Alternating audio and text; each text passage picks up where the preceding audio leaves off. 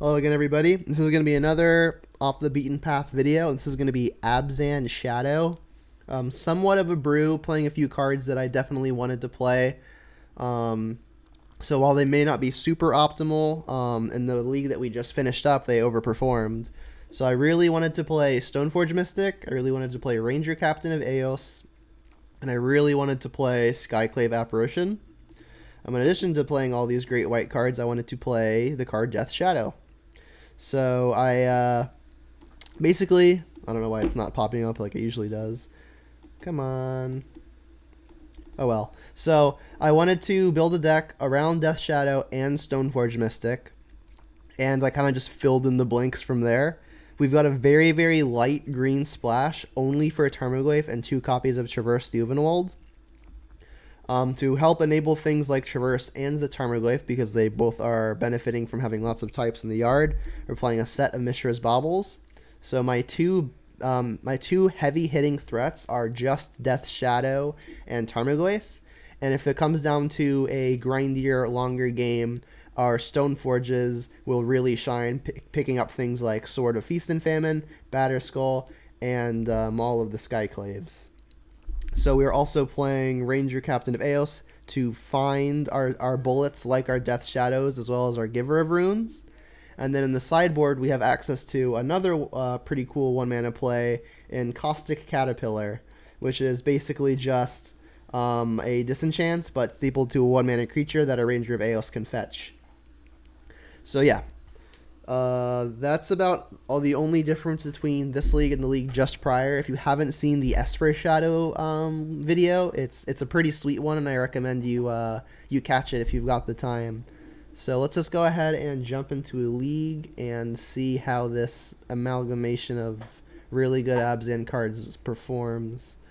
So Modern League.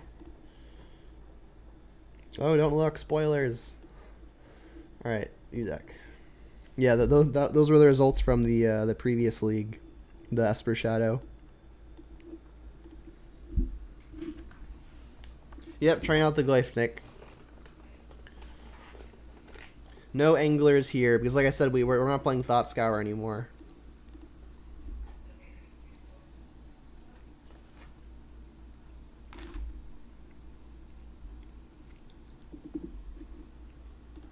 Lab Monkey. I think I played this person really recently.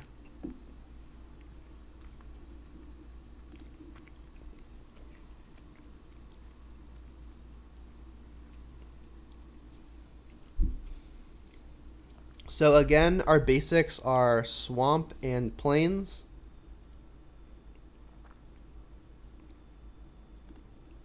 Let's lead on the Verdant and say go. Oh yes, my record indicator. Also a spoiler, right?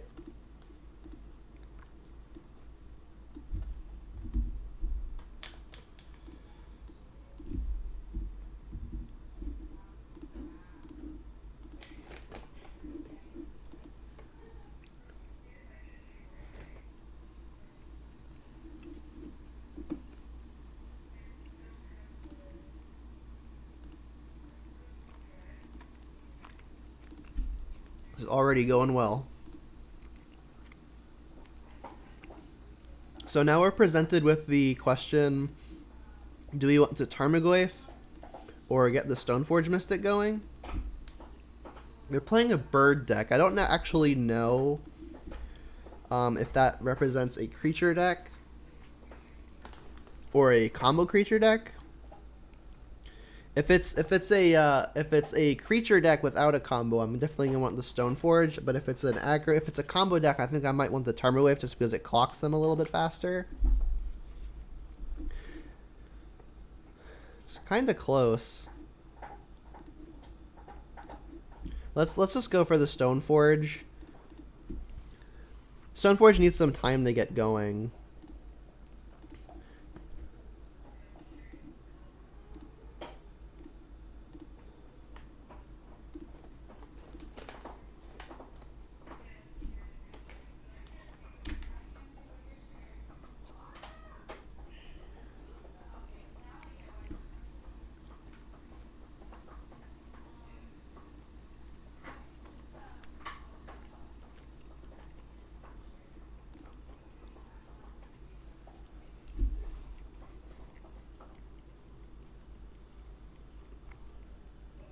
So we're able to get our Batterskull into play, but that would be the only thing we're doing.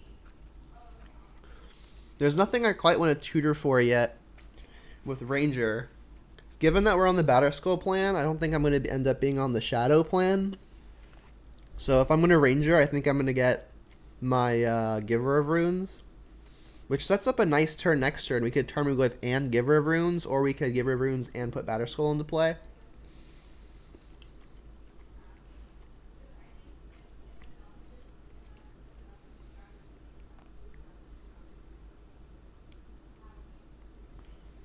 I think it's probably best just to get the Batterskull down.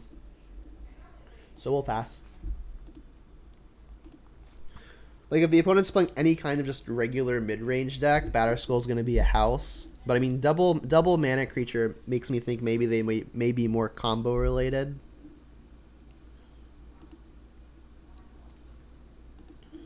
Alright, well, this makes me glad I didn't Tarmogoyf immediately. Because this will make our Tarmogoyf look a little bit more silly. And again, we're on the Batterskull plan, so I think I'm just going to fetch a Shockland tapped. Just regular old Abzan Stoneblade right now.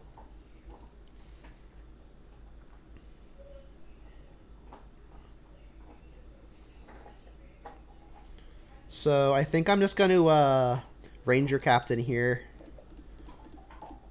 And then we can get the Giver and attack for 5.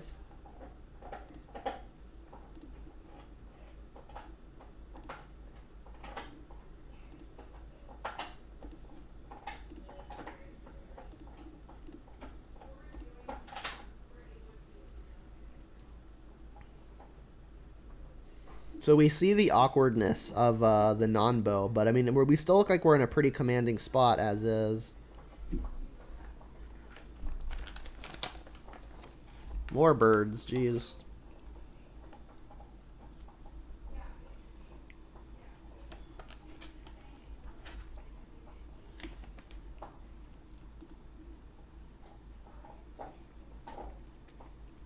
Maybe this is that new Naya Panza blade that's running around.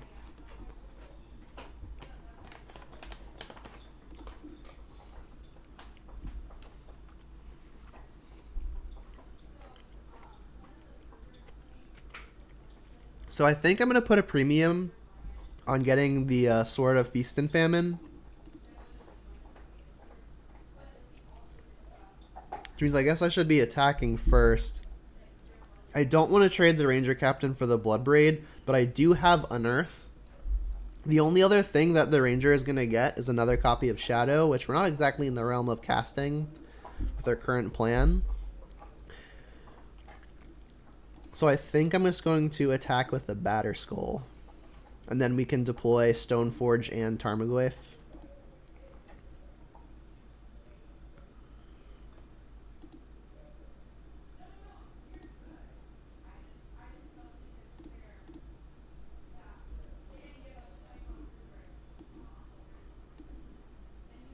And we're base black-white, so let's get Godless Shrine.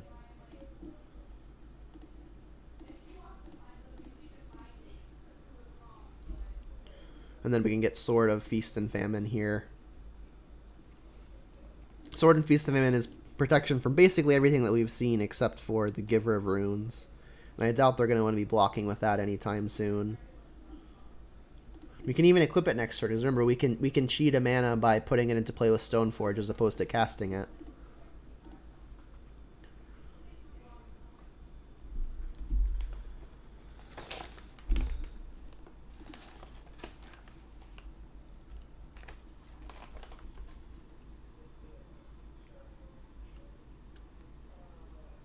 Sure.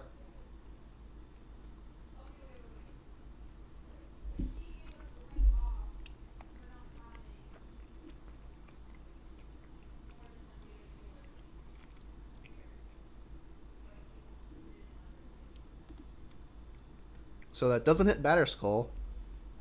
Probably gonna hit Goyf. You wanna hit Ranger? Sure. Not gonna sack into response because I actually want to get a 3/3 if their thing leaves.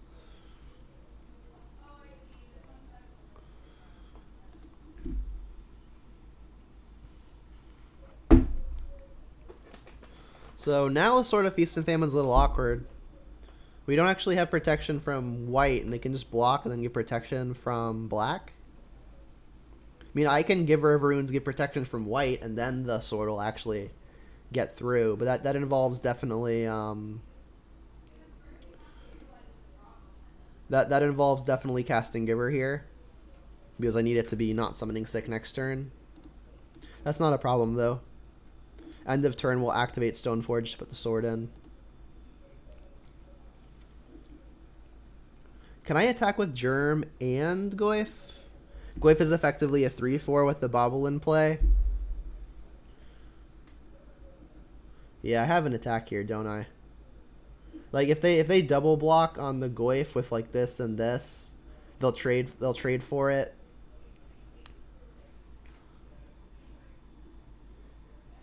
I could unearth it immediately, but I think I want to get the sword into play. I mean, I can make I can put the sword into play next turn though. Unearth isn't really going to do a whole lot as long as the opponent has Clothis.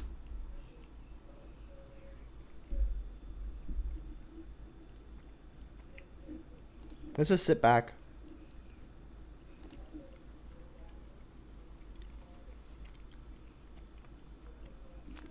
We should be pretty golden as long as the opponent doesn't draw an answer to Giver right now. And they have not. I guess they have a look at it.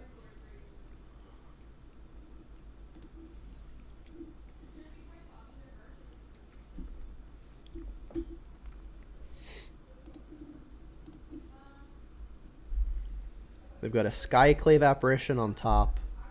And that's going to deal with the sword, but not much we can do about it. We're going to get one hit in.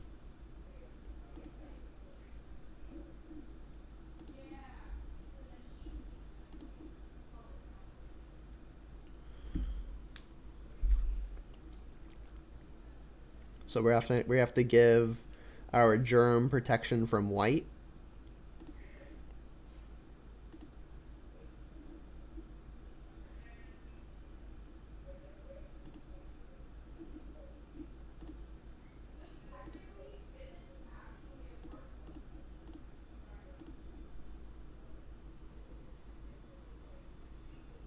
I'd be interested to know what they are, Nick.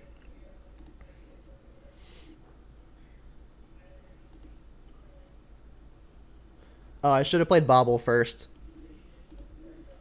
Because we're about to untap all of our lands.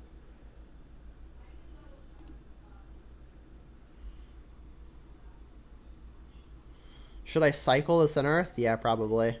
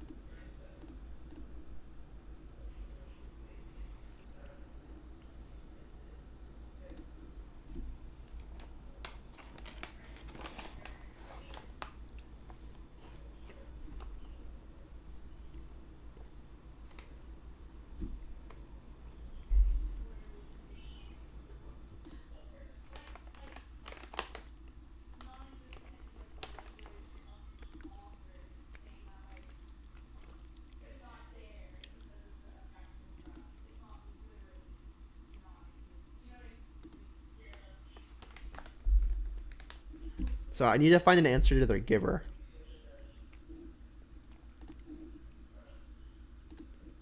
Yeah, this drawback is definitely coming up. We have Horizon Canopy on top.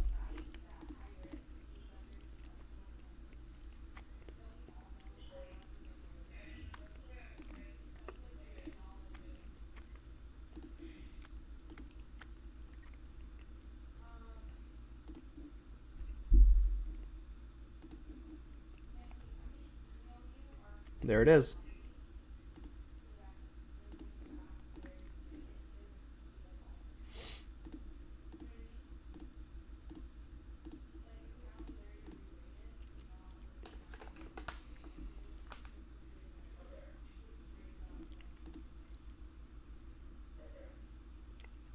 So Goyf is 3/4 currently. About to be 5/6. That's got protection from black.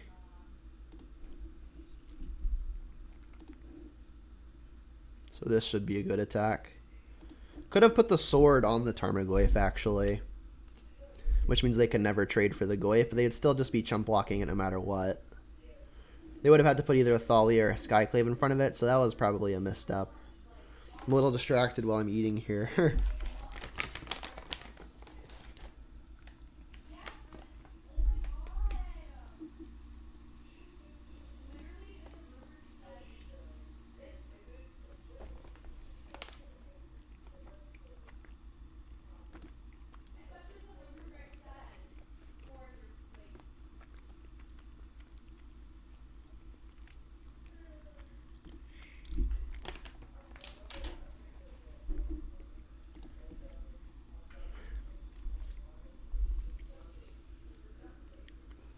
Another giver.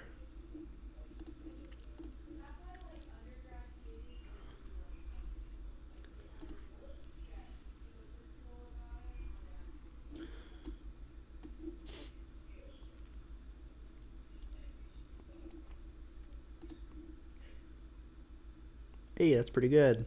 Well, that's just another shadow.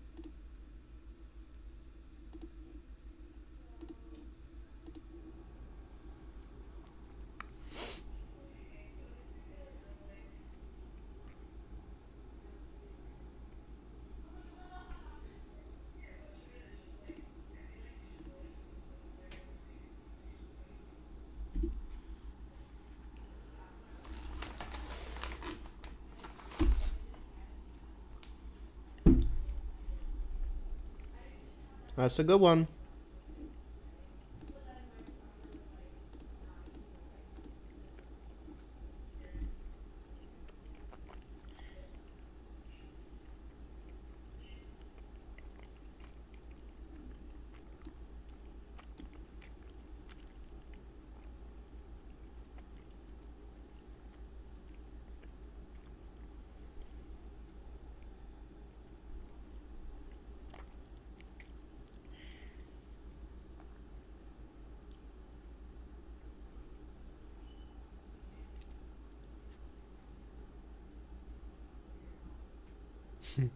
Opponent's done. Yeah, because now we get their other giver. I'm assuming they don't have a third to find. So, just green-white Valley Town, I guess.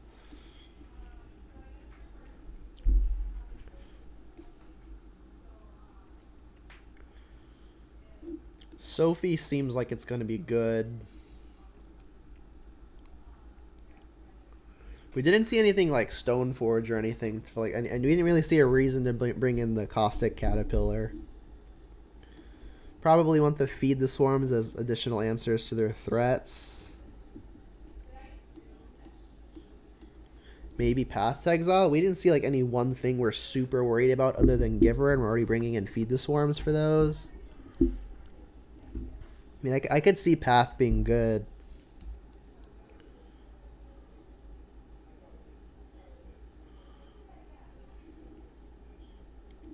They have main deck Graveyard Hate. They're probably going to have more. Maybe Traverses and Tarmogoyfs get weaker. Generic Beat Sticks in mid-range mirrors in general I don't like. I can cut 2 of them and like maybe a Traverse. This seems fine. I could see Ashiok being good. They're playing Ranger captains of their own. They're probably just too slow on the draw, though. Let's give this a shot.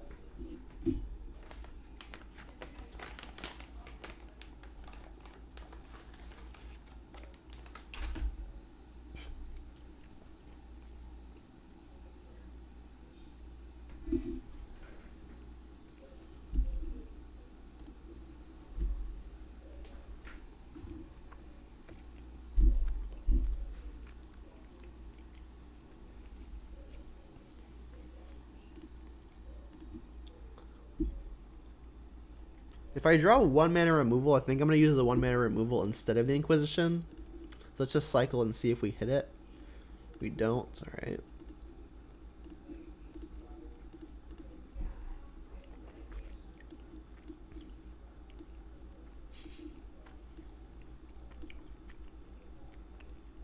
Well, if the opponent has a land, they're going to Blood Moon us.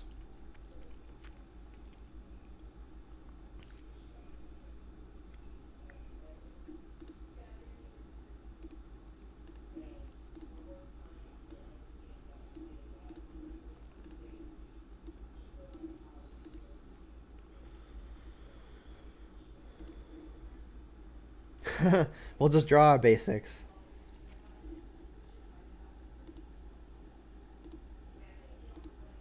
Let's get the Tarmogoyf down under before the Blood Moon happens. Hogak. How come I didn't think of Hogak? You're a genius, Nick.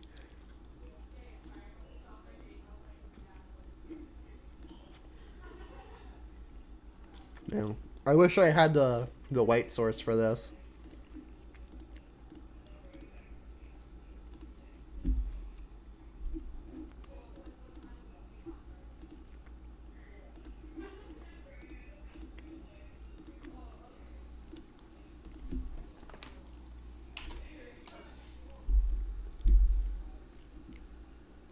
You want a moon? Uh-huh.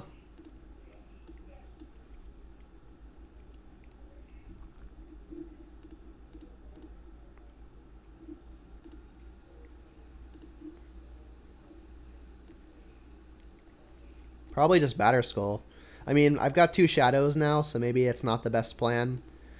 Sophie is probably good for picking off all their stuff, but all their stuff is likely to be black and green, so for that reason, maybe I want the Batterskull. Alright, I want the Feast and Famine. It's kind of close which sword I want, but I definitely think it's a sword.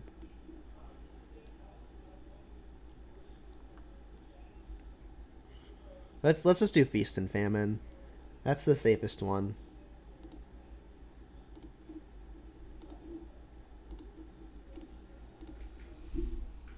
So if they spike another mana source, they can Collected Company.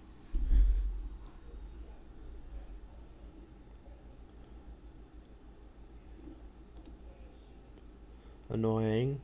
Any mana source from us means we're gonna put a Feast and Famine on our Tarmogoyf. Not quite. But we get to add an artifact for a turn. They've got another Klothys on top. I don't think they're gonna like that.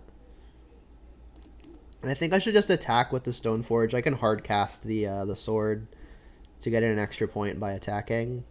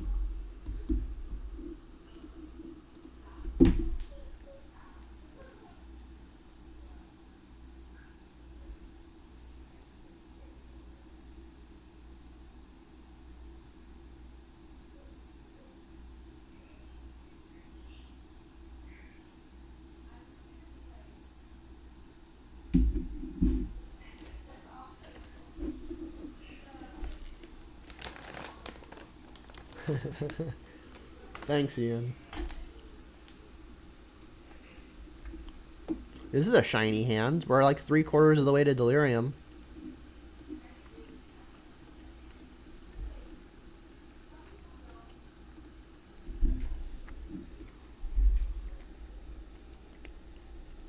Probably just gonna play that. I can do the scry trick though. If I like the card on top, I can get it immediately with the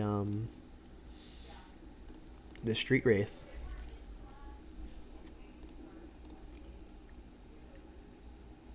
We've got a Ranger Captain on top. That's kind of mana intensive. I don't think I want it.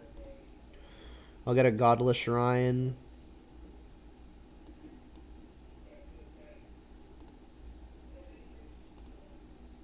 And then I actually don't have to cycle the Street Wraith right now if I don't want to. It doesn't actually change what I'm doing, so maybe I should just hold it.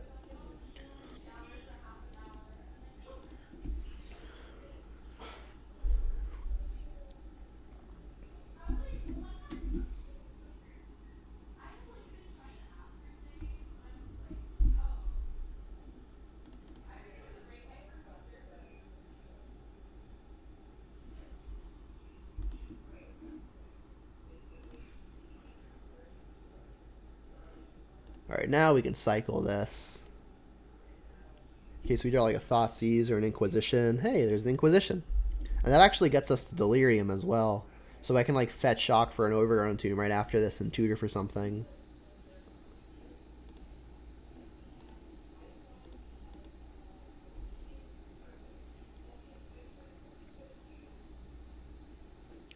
Boo. What does the 4-color Omnath player have? The combo, you say? Well, if I take the Teferi, I don't have an answer to the combo. They're gonna Saheeli on 3 probably, in which case I can Skyclave Apparition to kill the last one. Teferi can bounce the Skyclave and give him a 3/3, but then I can Skyclave the Teferi. I'll take some combo pieces.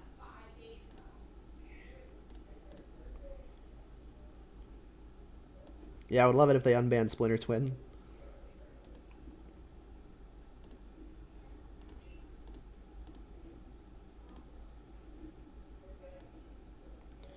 Alright, and I guess I'm just going to get the fastest clock I have access to. From a mana efficiency standpoint, that's going to be Shadow. Because like next turn I'm very likely to Skyclave, and on the turn after I can Ranger plus Shadow. So let's just get a Shadow.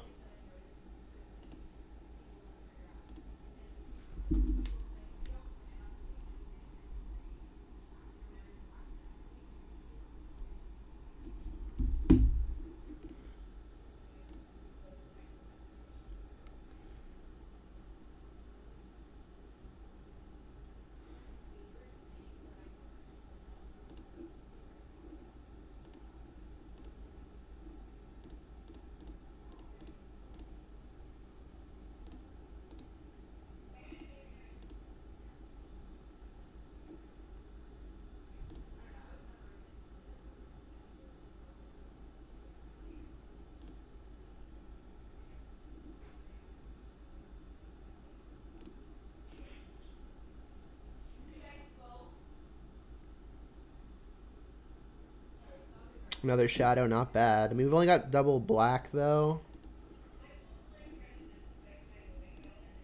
I could just go, like, Shadow, Shadow, and Stoneforge.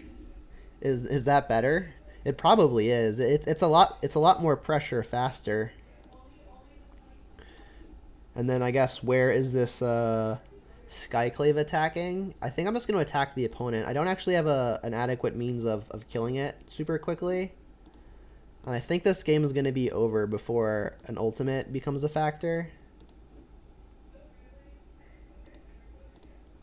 Shadow. Shadow. Stoneforge.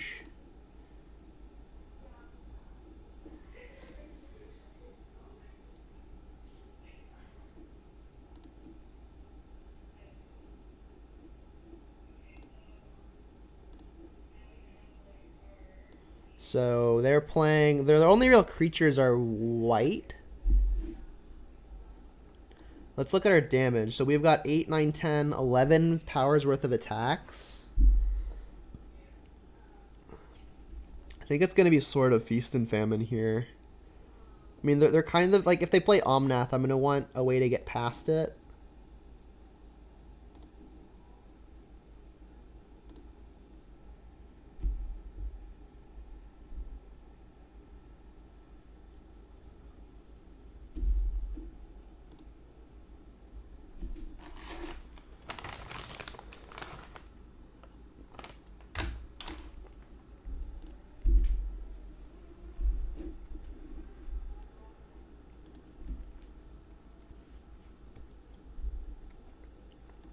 Tombstalker. I mean, that runs the same issue as we would then need to play Thought Scour, right?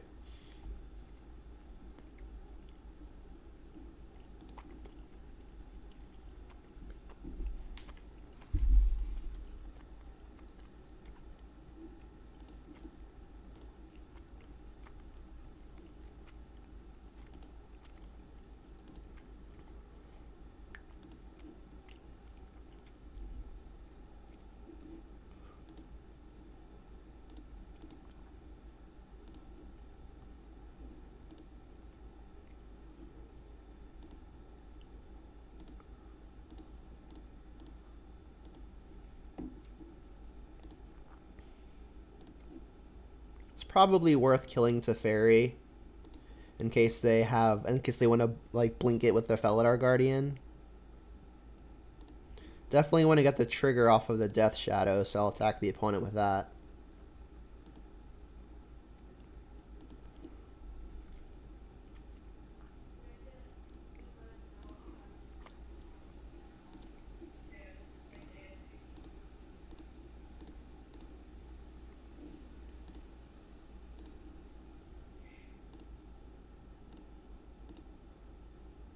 Do I want to sacrifice my Ranger for any reason?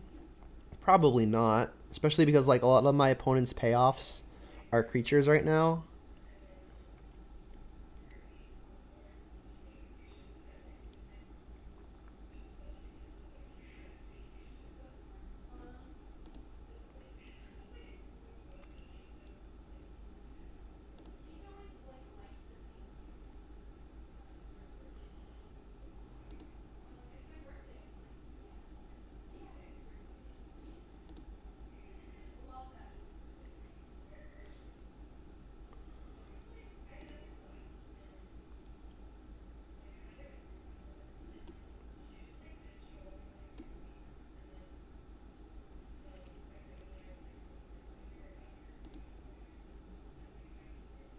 So the opponent's just going to empty their hand so our sword doesn't do it for them.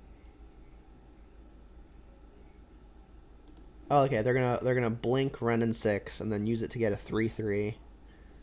Makes some sense.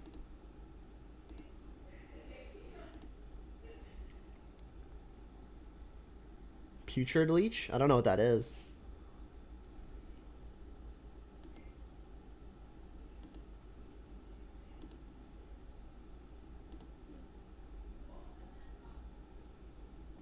That was actually a good draw, because now our Shadow's attack has 7/7s.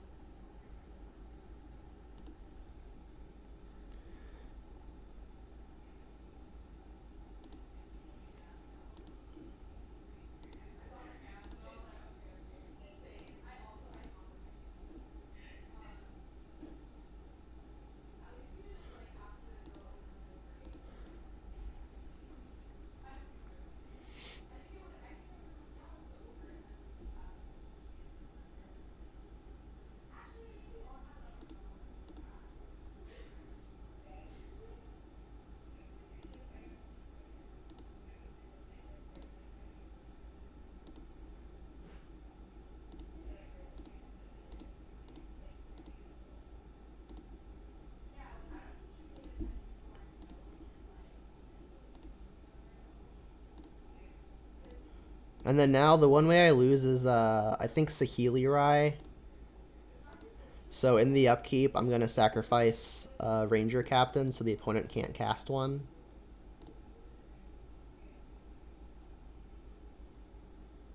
Green, black, 2/2 with pay 2, make it a 4/4 at instant speed once per turn.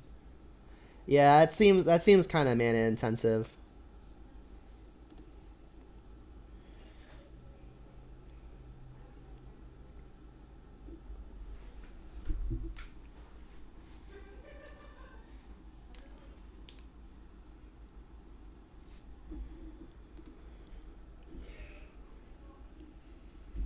All right, so 4 color.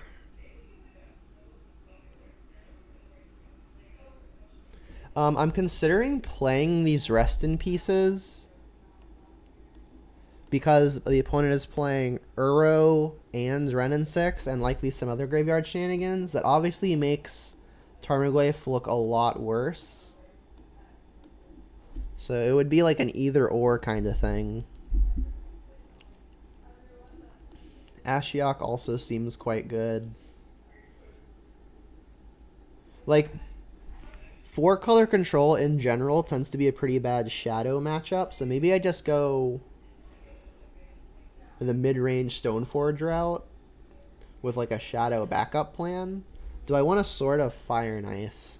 I think I definitely want Spellbomb. Spellbomb and Rest in Peace are unfortunate combos, though. I think maybe the opponent isn't graveyard-centric enough that my graveyard hate of choice should be Nile Spellbomb.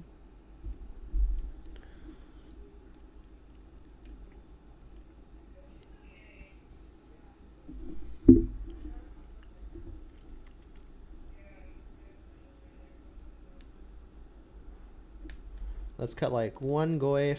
Do I want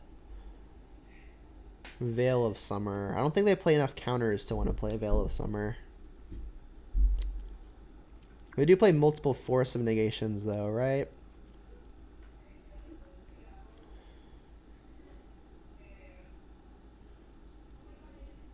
Let's go to the Fatal Pushes. I don't want to play the 1-for-1 game. Same with Dismember. Maybe I can play like 1 Veil.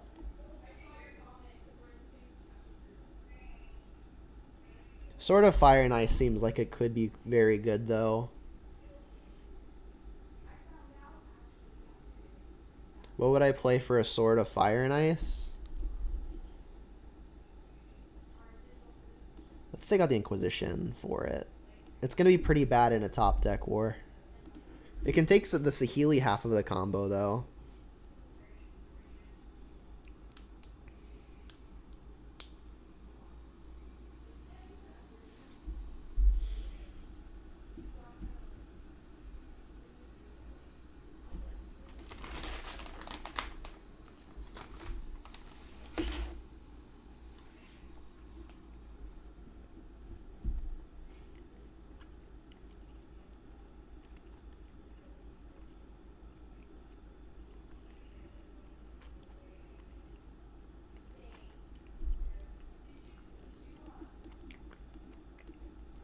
Both of our basics is really awkward.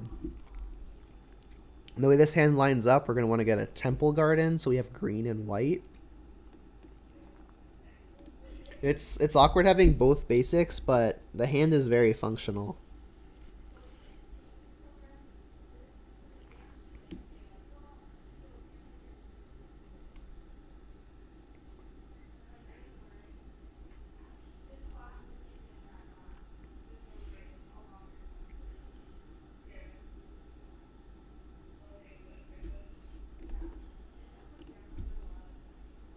I guess I hope they don't have a Veil of Summer of their own.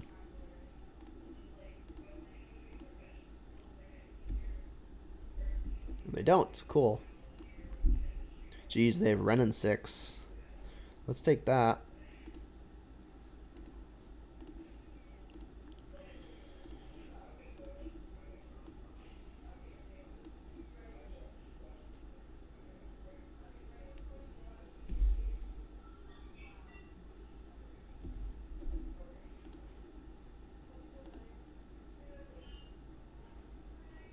Oh, thanks, James. Yeah, I had a bad hair day, so I threw a hat on it and it fixed it.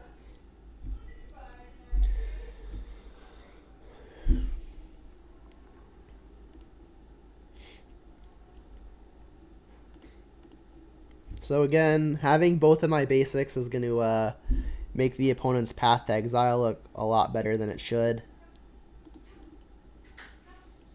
But I mean, it's hard to not play my spells.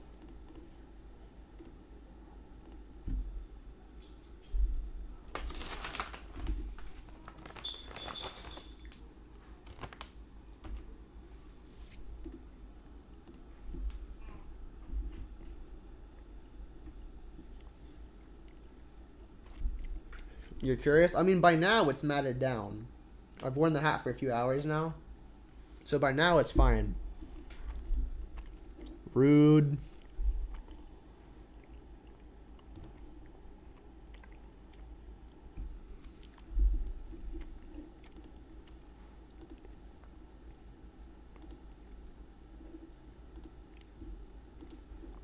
Gonna play the Stoneforge here because if the opponent's gonna Fiery Justice something, they might be inclined to do it sooner rather than later.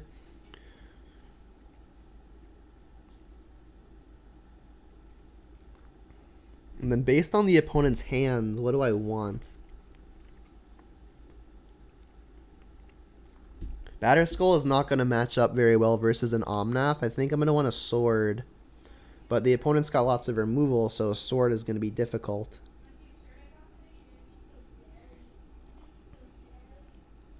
I mean, I've got lots of threats to carry the swords. Let's get a sword. And then in that case, switch one.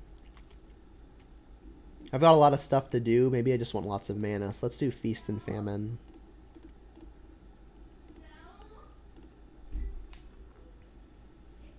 Yes, I do need a haircut. This is true. And I've been pretty good. Playing a few brews today instead of the usual run-of-the-mill Jund stuff.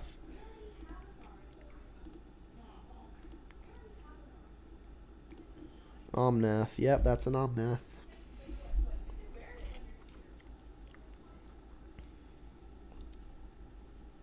So I can put the sword in, but I can't actually equip. If I play another creature, they're just going to Fiery Justice me. If I play Tarmogoyf, they can't Fiery Justice both. If I pop the Spell Bomb, they can, so I'll have to be careful.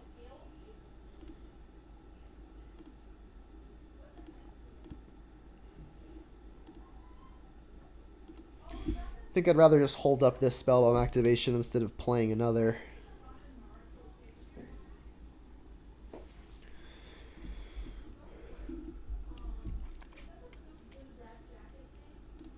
Gain 4.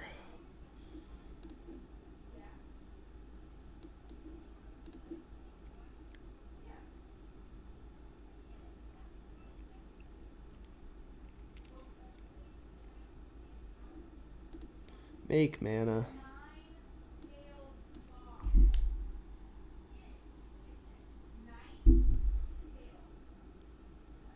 Uh-oh.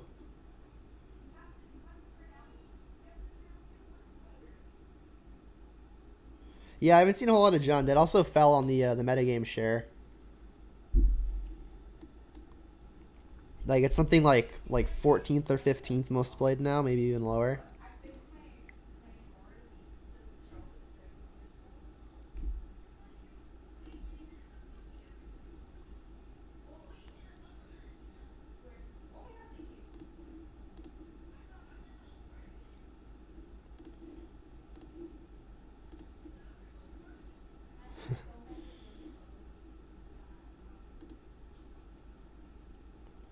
So now we get to Skyclave Apparition the Omnath.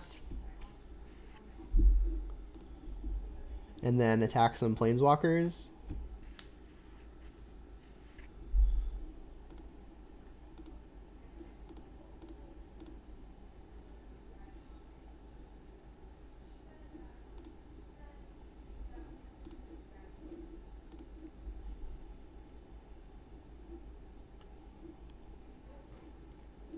Wait a sec. Did I mess this up? When it leaves, they get a 4/4. Well, it'll be a 4/5 after they add instant. So Tarmogoyf has an attack, but that's it. So it's which one do I attack? I think it's going to be the Sihiliori because I don't want to just die to the combo. Like, they could path the Tarmogoyf, but then they're not getting a 4/4. Knight of the Ebon Legion. Yeah, I mean, I guess it could. If you're just doing a bunch of damage to yourself, you can actually trigger it.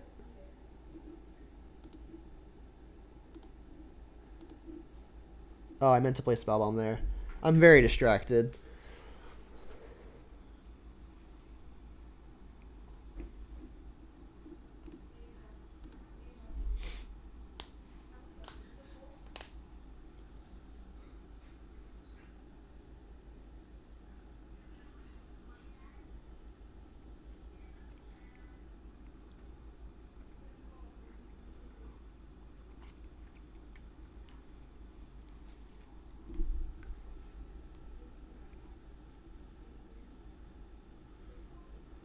So I'm going to have to remember that this Fiery Justice can happen at instant speed. Alright, or they just do it now.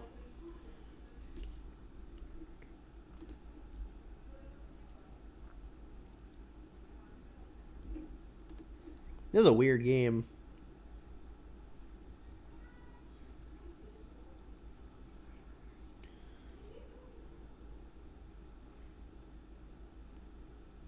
And I think I'm just going to Stoneforge again.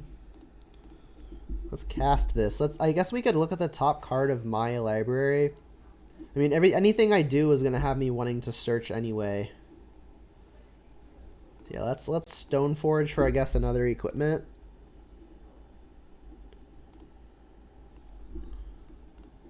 We can get Sophie now.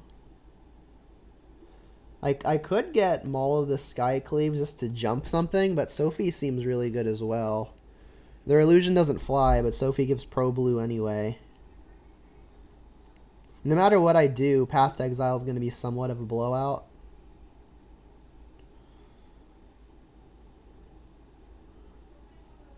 I think I want the Maul just because it equips more cheaply. And then now I can play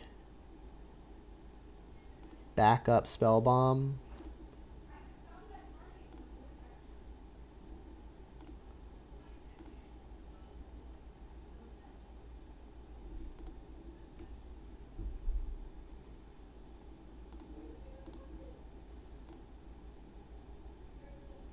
Ooh, Veil of Summer is a good one to know about, but luckily it doesn't do a whole lot right now.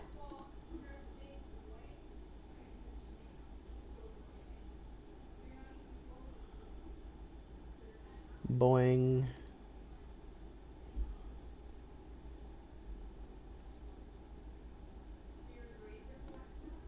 So in response to the Ren and 6 trying to get their land back, I think I'm just going to munch their graveyard.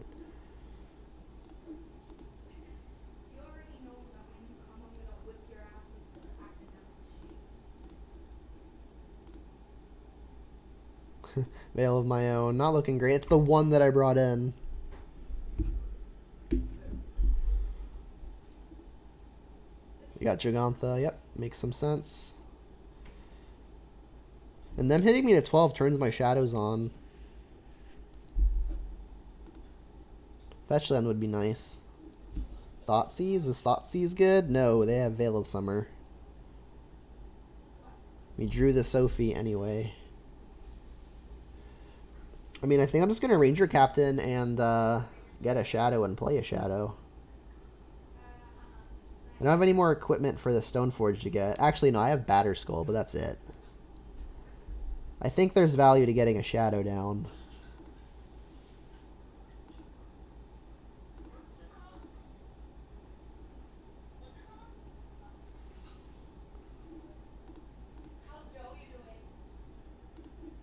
I could get Giver of Runes, but Shadow's going to hit harder faster.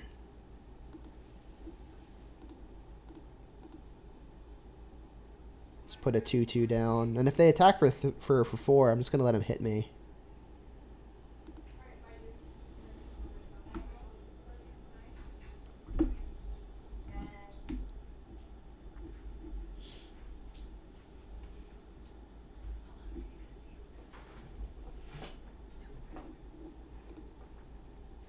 I die. Yeah, probably.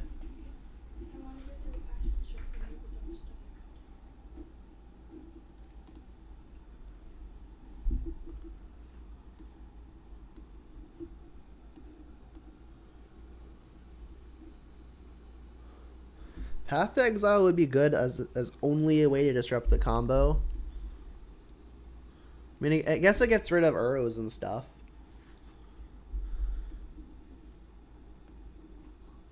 Maybe you just play like one of those.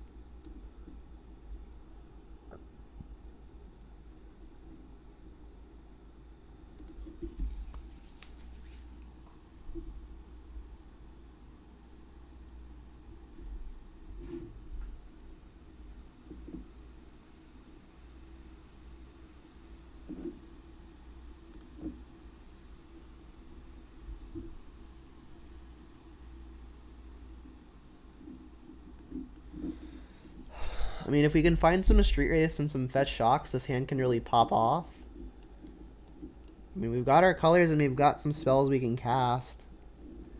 It's on the risky side, but I think we're meant to keep.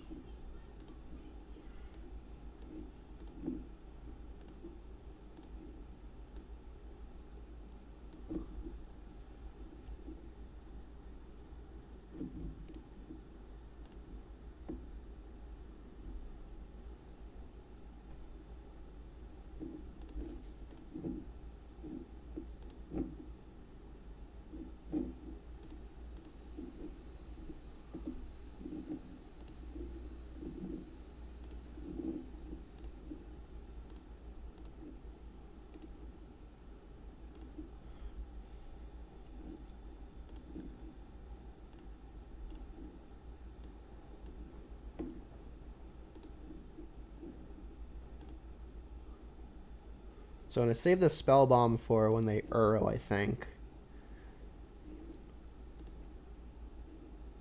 Have to get a white source here. Let's just do Temple Garden.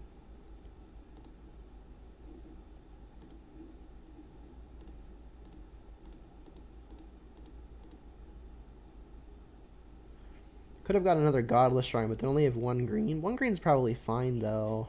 Now I can't double Shadow in a turn.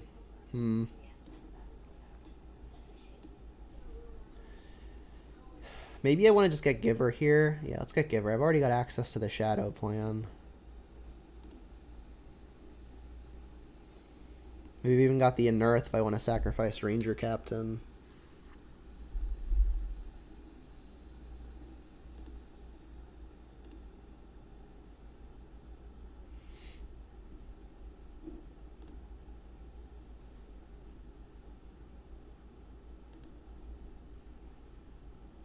Fetch land would be big. Sophie.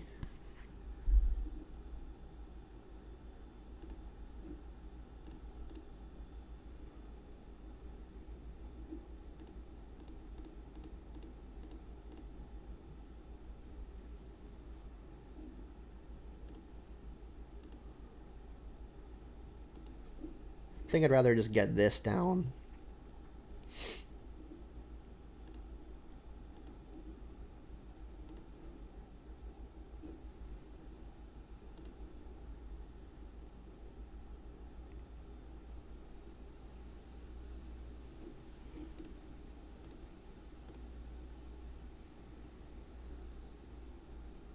Yeah, that's the issue, Nick, is there aren't a whole lot of good options, which is why people play Thought Scour for Gurmag Angler.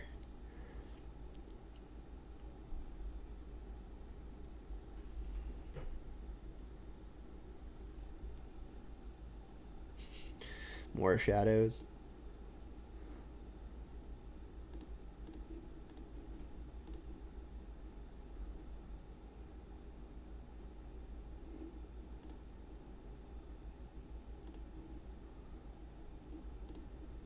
Well, we have quads. Oop, not what I wanted to do. This. Guess I should not have played Swamp yet.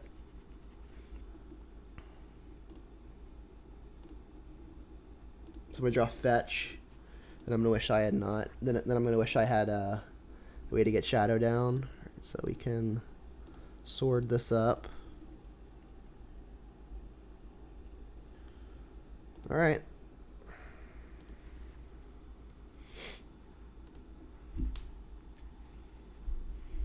Any way to lose life has us playing 4 shadows in 1 turn. Oh, they've got a path. I'd rather it be in the graveyard as opposed to exile.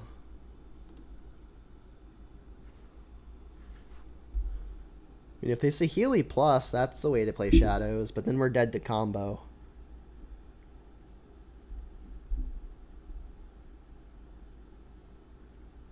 It looks like they have it. Yeah, they've got the combo.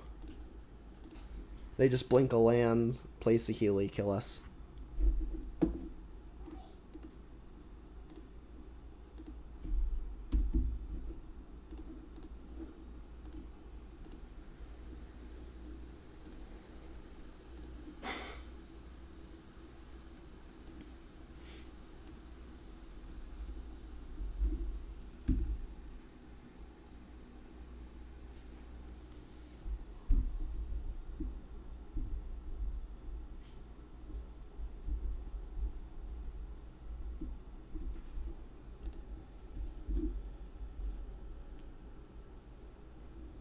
Yeah, Knight would be interesting. But I don't know. It seems pretty mana intensive.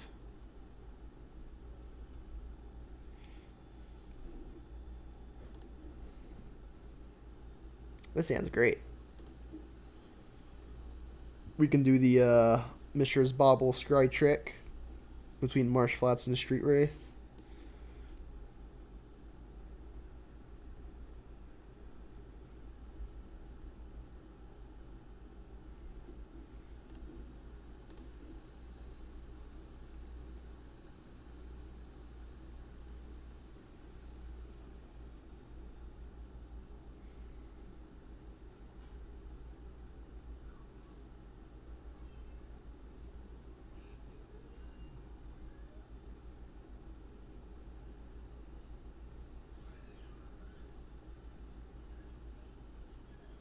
Do I still need to tune the sideboard? Yeah, probably.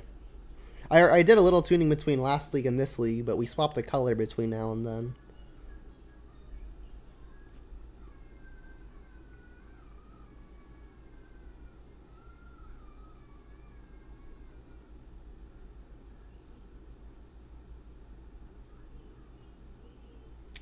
Opponent lost connection.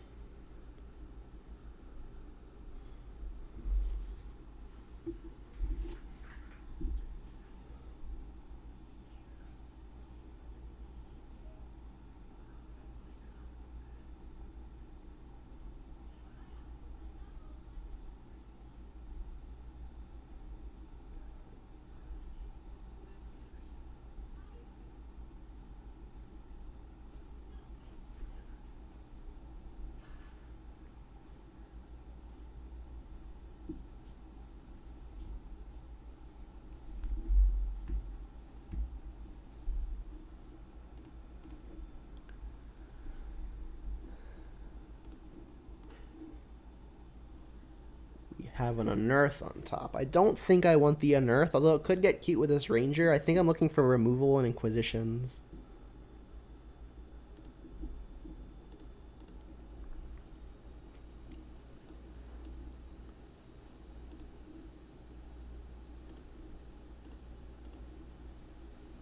Some more street wraiths, sure. Alright, looks like the line ends here. Next turn we can play Shadow.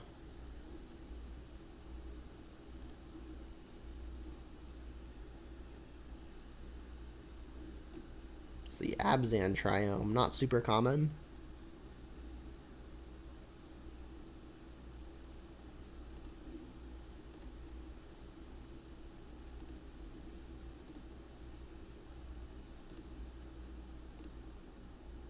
So if they kill the Shadow, we can always just traverse for another one.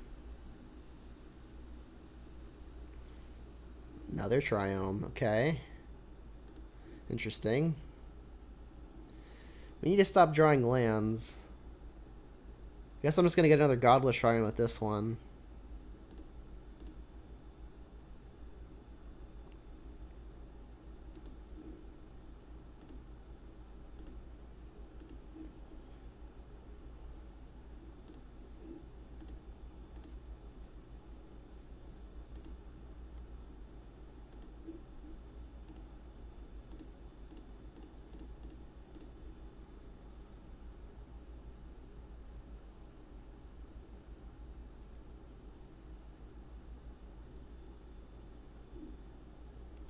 Darn.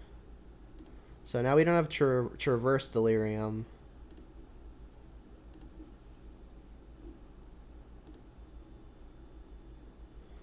Well, it's lucky that I didn't go for the Traverse and they had the Cling in response. That would have been backbreaking. Liliana. Okay, well that'll sacrifice a Ranger Captain. That one.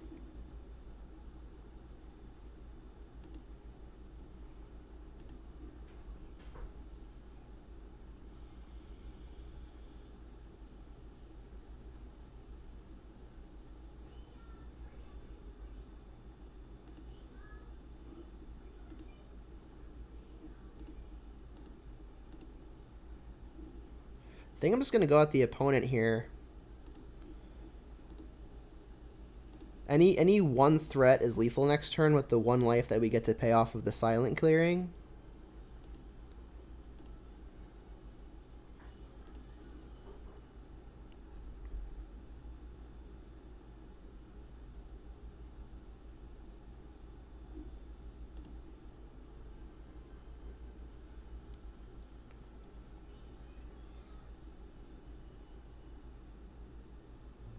And they're going to need answers to both shadows here.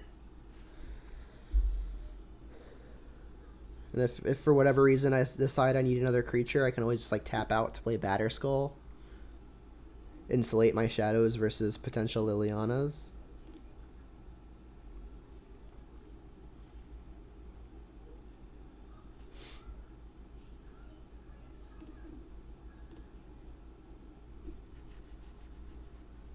I mean, borrowing push or path. Alright, well, they can't push or path off of a Fetid Heath.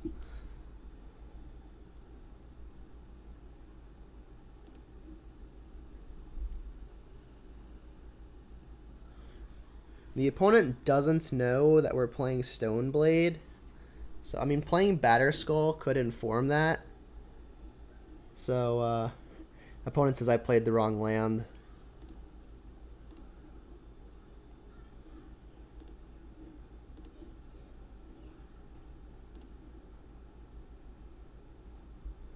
They asked if I had the Apostle's Blessing. I mean, I had something better.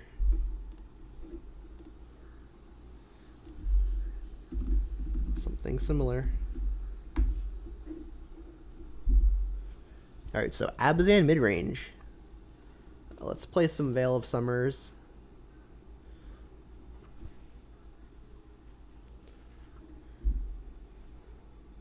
Don't think I want the paths. I think it's just going to be Veil of Summer. I mean, Sword of Fire and Ice seems like it's going to be good versus the opponent. But so do all of the other equipment.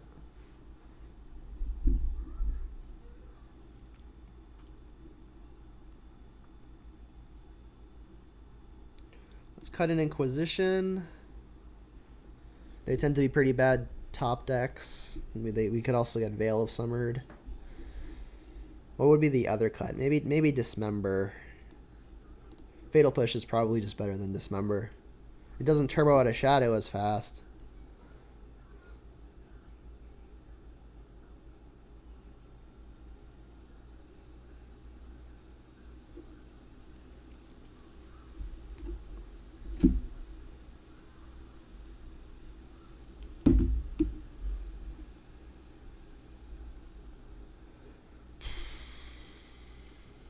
Yeah. We need any other land other than another Silent Clearing. We've got 3 redraws at it. Let's see if I want to play something that isn't. So, Shreath on top. Okay, cycle.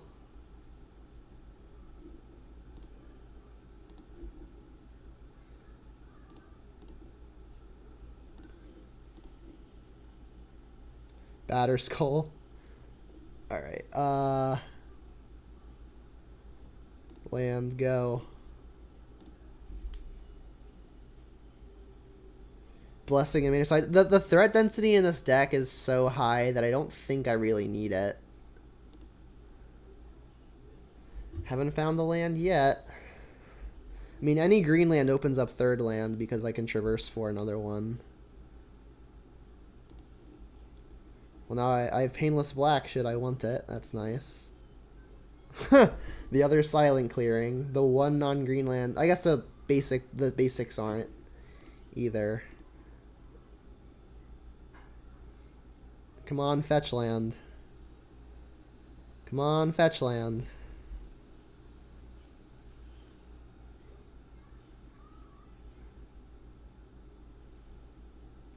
Oh, I should have paid a life at the end step. I'd have been able to play both of my shadows here. Or one of my shadows, at least. No, I played both. Yeah, that was a mistake. Holy crap, that was really bad. Yeah, if the opponent has Liliana here, I could be in the doghouse.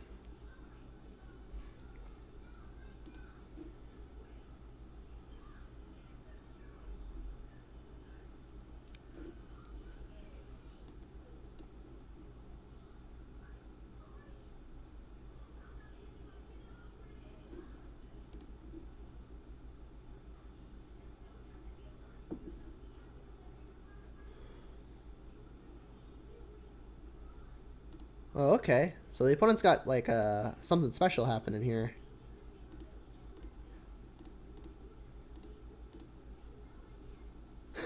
More Street Wraiths.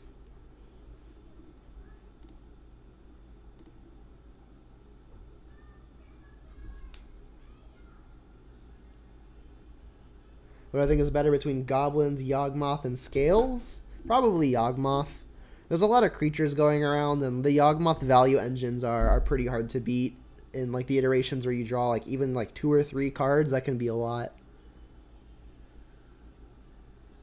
I think you're gonna have a hard time with a combo deck in Goblins while there's a lot of control going around, and then Scales tends to be high synergy, and if you're missing a piece, which a mid-range deck can break apart, you might have a hard time assembling something. So I would probably play Yawgmoth. Like it was like even if you don't have the Yawgmoth value engine going, everything is still probably a 2-for-1 just because of how Undying and Persist work.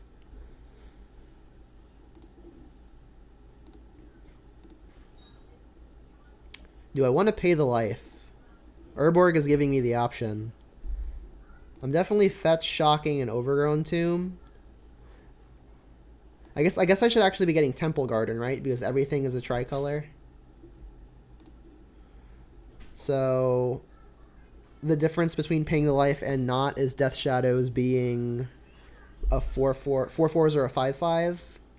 It's probably best to just have them be as big as possible. Actually, no, that's a lie, because they're going to be 7/7s. On the following turn, they can attack for 18, which means if they tap this, yeah. So it's definitely worth it to lose the life here. Because I'll go to 8, then I'll go to 6 off of the Thoughtseize, I'll go Shadow, it'll be 7/7s each. And then on my attack, I can pay 2 more life, which makes them 9/9s, which is 18. Meaning if the opponent pays a life on Peatland, both creatures connecting is lethal.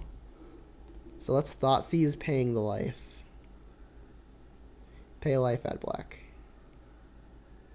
Oh, they're Pox. I guess that makes some amount of sense. Lingering Souls is annoying, but it's going to be really, really slow.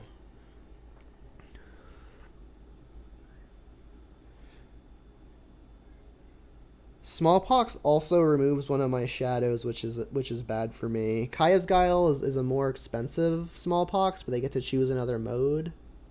Noxious Grasp doesn't hit my shadows, so it's not Souls, it's not Grasp, it's between Smallpox and Guile. I think Guile is worse for me just because they can pick another mode. Like if they draw a 1 or 2 mana spell, they can combo Smallpox and another thing in one turn, which was the drawback of that plan. Yeah, I guess I'll just take the smallpox. I may end up wanting my lands to convert into resources later. So yeah, let's take the pox. And now I can go shadow, shadow.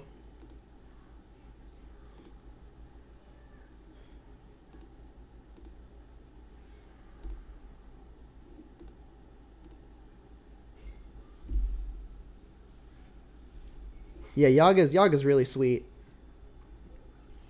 Yes, I'm playing the Stoneforge Mystic package. I'm trying it out next to Death Shadows, which is obviously a bit of a non-bow. We saw it come up. I think this is my 8th match with Shadow and Batterskull together. My first 5 matches were in an Esper League that did pretty well, and it's been awkward only once, and that was in the first match of this league. So, I mean, it hasn't come up super often, but in the game where it came up, I ended up winning anyway, because, like, both plans are individually very powerful. Does this target? It's each opponent sacrifices a creature. Darn. Well, I guess I can play Tarmogoyf first.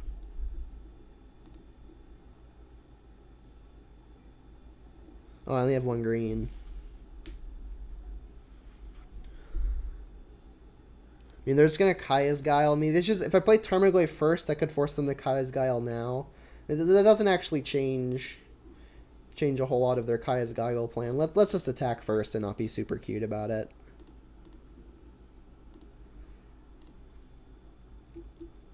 And then they're kind of forced to Guile here. I guess, like, playing my stuff before combat has the benefit of like, if I needed to tap this in combat, I wouldn't be able to, like, play my creatures. So they're saying each opponent sacrifices a creature and they make a 1/1. Yep. This one. Would you like to block? Probably will. No? Are they going to try to kill me somehow?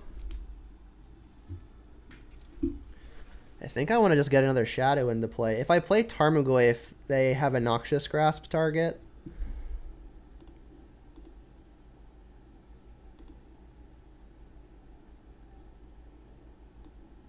So let's just get a Shadow and play a Shadow.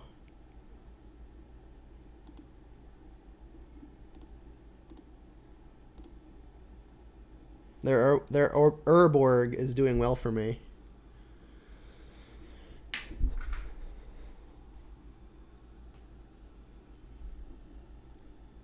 They played a Flagstones. That's a newer card. I haven't been keeping track very well, huh? There's a Souls. I guess Souls again.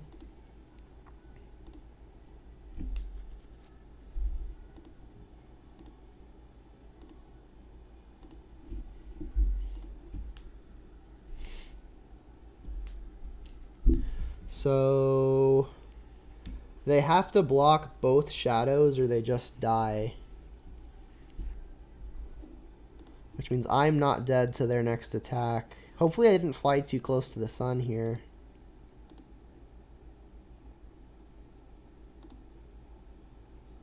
Yeah, because I can tap these for black still thanks to the opponent's Urborg.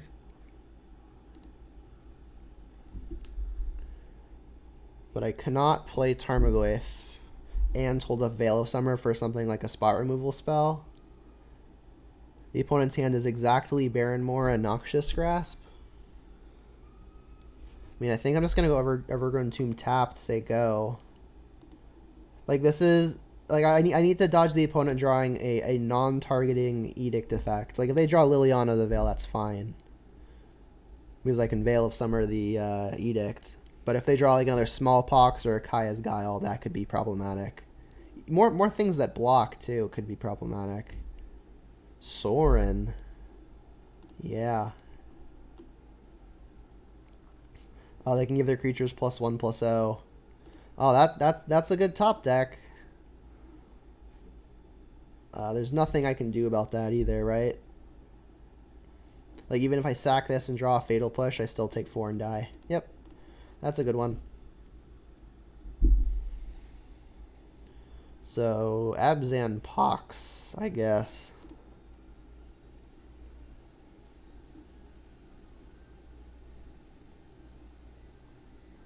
Yeah, I don't think I'm gonna make any changes. I mean, I could bring in some Grave Hate for back halves of Lingering Souls, but that would be the only reason. Let's just resubmit.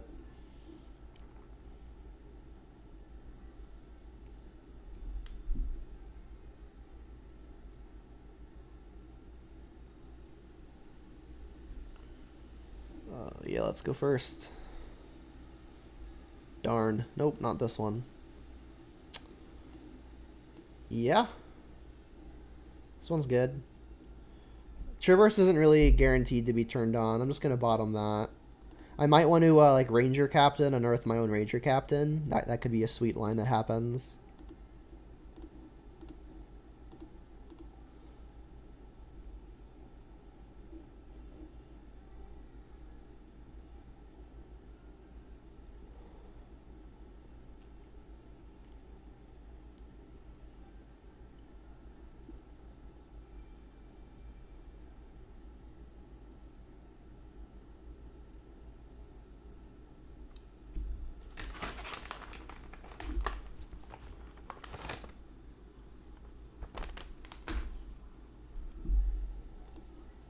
Double Smallpox.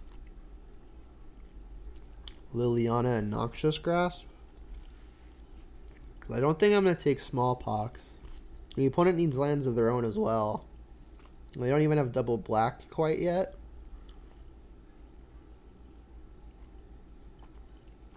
Liliana is going to be the hardest card to beat. I mean, I've got second Thoughtseize.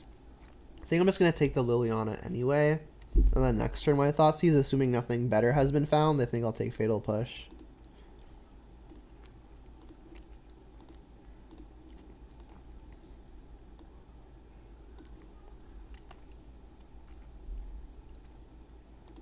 Alright, and Temple Garden first means unless the opponent has found an Urborg, Smallpox won't be happening.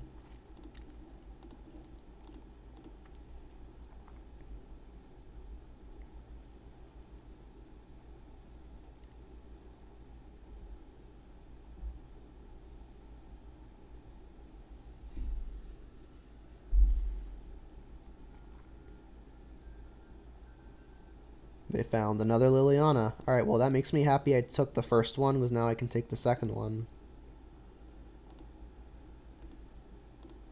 And then I'm going to really, really hope to draw a land, obviously. If I don't, I may be forced to cycle the Unearth to get something going. Come on, land.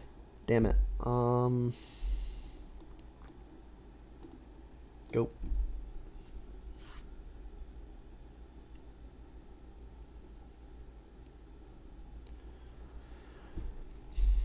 So now I don't have. I'm probably not going to have access to the cute Ranger of Captain plus Unearth Ranger Captain play.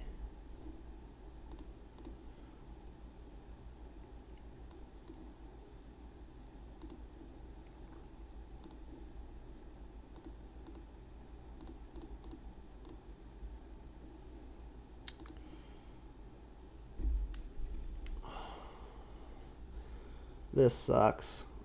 I really needed to draw a land here. Because like if I Death Shadow, they'll just Smallpox and then just really blow me out. I don't think I want to give them a reason to. Because Smallpox doesn't target, right? It's each player. Yeah. Yeah, I needed to find lands. I mean, kept a 2-lander. No redraws.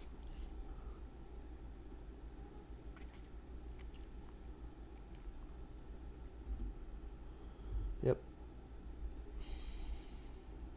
Well, it looks like my Unearth plan would have been blown out by the Cling anyway.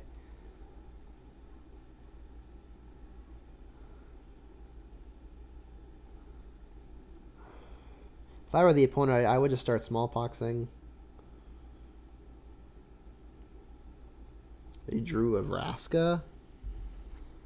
Yikes. They've drawn pretty well, and I have not, unfortunately.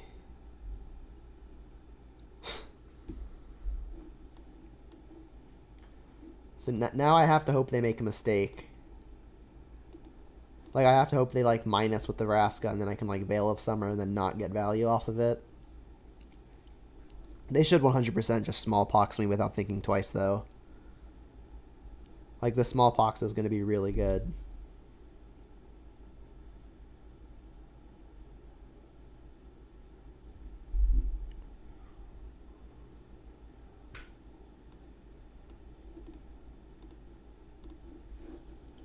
Unfortunate.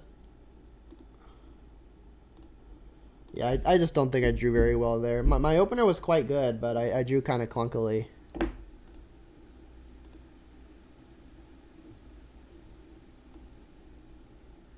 It's never found the land.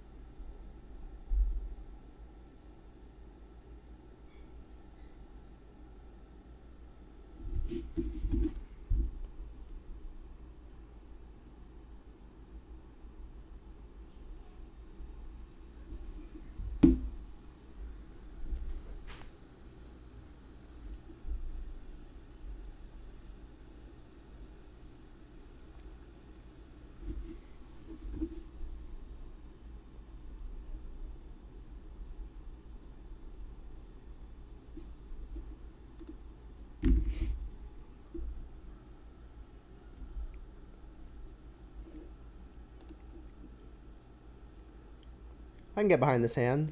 We don't necessarily have something to do on turn 2, but we've got a powerful 1-drop and a powerful 3-mana play.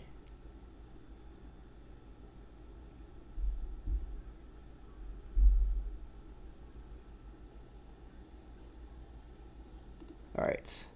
Godless Shrine, because again we're base black-white, as evident by this hand. And then we'll Thoughtseize.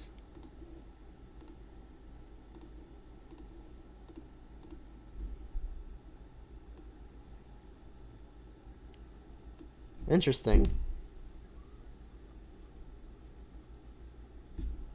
Lots of weird brews running around right now. I kind of like it. Well, I'm not taking Nether Spirit. I'm not taking Loam.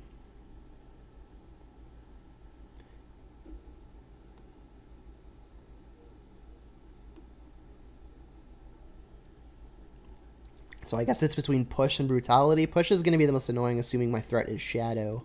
So let's just take that.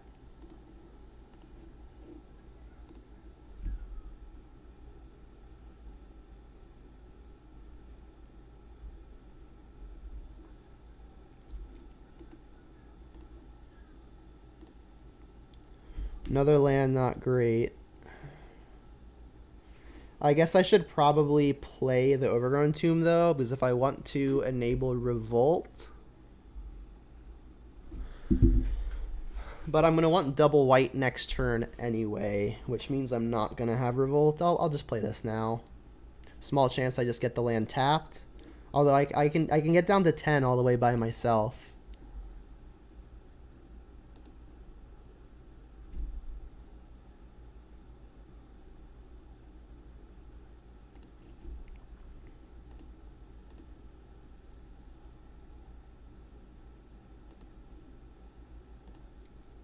Good old Fetch Shock, untap. Wait, or we could just draw some Death Shadows. Still probably better to do the more mana intensive play, so that way next turn I can double Shadow if I want.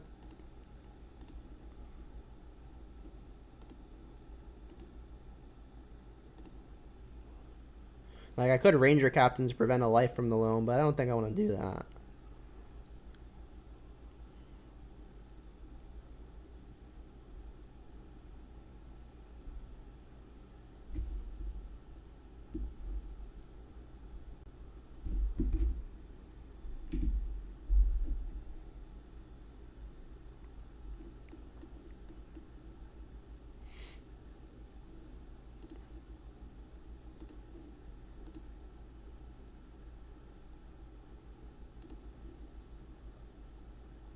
Thoughtseize not bad. That's a way to make my shadows bigger faster. I think I should probably attack first. I mean, the opponent is going to get to block anyway, right? When does this come back? At the beginning of your upkeep. If it's the only spirit, if it's only creature in your yard, return it to the battlefield. I guess that's. I guess there's not really a point in attacking then. I could exile it with Skyclave Apparition, but then they'll collect the Brutality and upgrade it to a 3/3. I think I'm just gonna Thoughtseize play Shadow.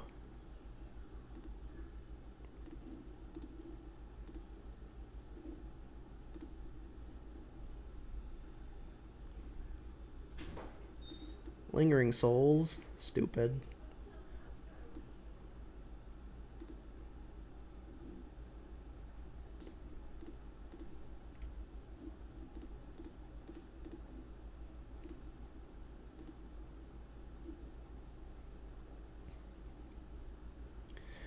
I could sack the Ranger Captain just so they can't Lingering Souls. That seems pretty stupid, though.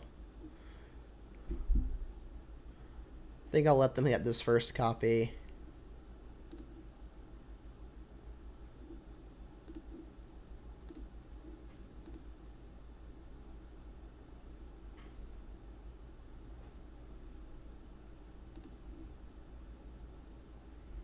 Not even close to Delirium.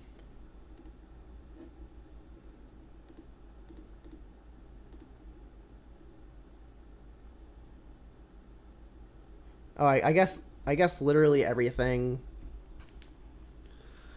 is a swamp. I mean, they might have Urberg though. I'm just not gonna get cute, and I'll tap my Tri-land to hold up the Overgrown Tomb in case they like smallpox me. I'll have this swamp whenever. I'll have the swamp for the Fatal Push whenever I want. I'm gonna play this now to reduce the blockers they've got. I could even push a Spirit. In fact, I probably should. Just because, given that they don't have many creatures in their deck, as evident by the Nether Spirit, push killing a Spirit may just be the best thing, the best thing that they can possibly do after, like getting rid of the thing that my own Skyclave produces.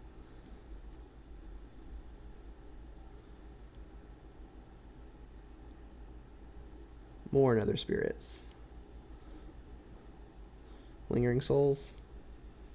Yep.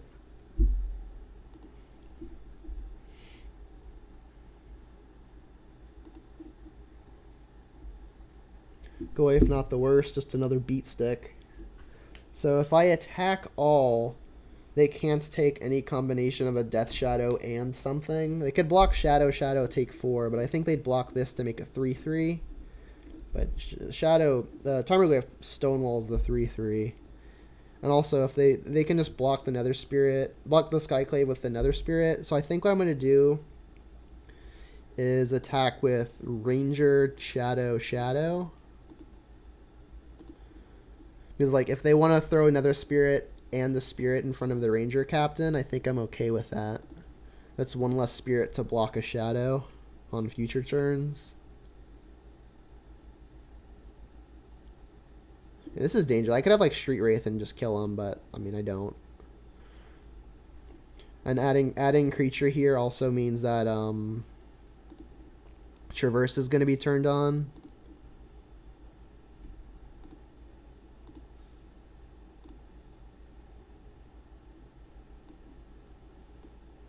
Any bullets that I want to get? I mean, it's probably just another Shadow, so I can go like Shadow and Tarmogoyf. Yeah. Highly doubt the opponent is playing sweepers, and if they are, I will resentfully get got, but I really don't think they are.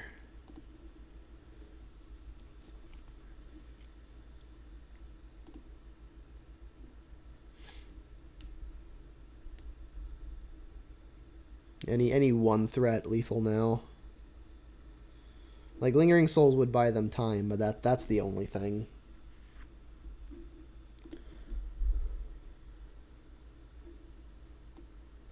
So they look like they've got some amount of graveyard shenanigans happening. So I'm going to want the Ashioks. Most likely the Nile Spell Bombs.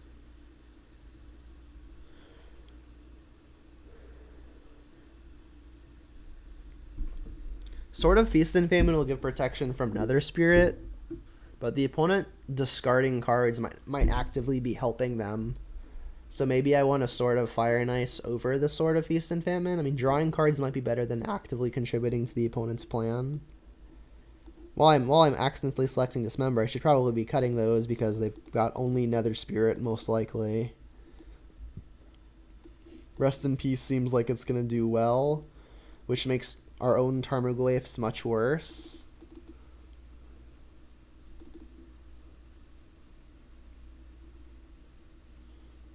Do I want Caustic Caterpillar for any reason?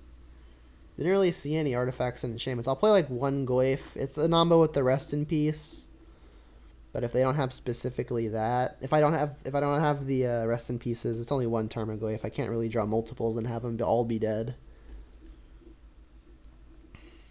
And I'm just like filling my deck with a bunch of little non-bows. Like I can't even draw a card off of Spellbomb if Rest in Peace is in play. Yeah, it's a little non-bow that I find. I mean, I don't think I'm not gonna play. I don't think I'm not gonna play them.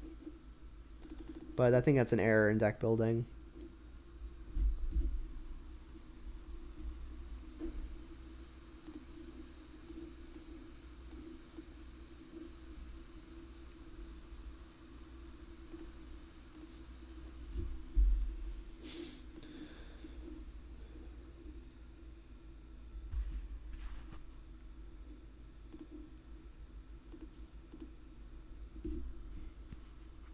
I guess I'll get a Godless Shrine here, and then I can plan on this Marsh Flats getting something like Overgrown Tomb as my first green source.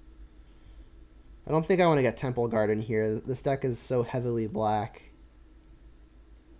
So yeah, I'll just get Godless Shrine. I'm not going to get Overgrown Tomb because then I can't cast Giver.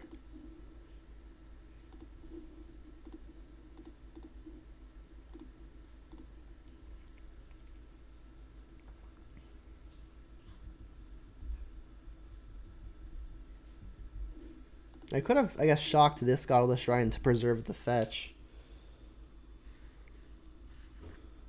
Boo.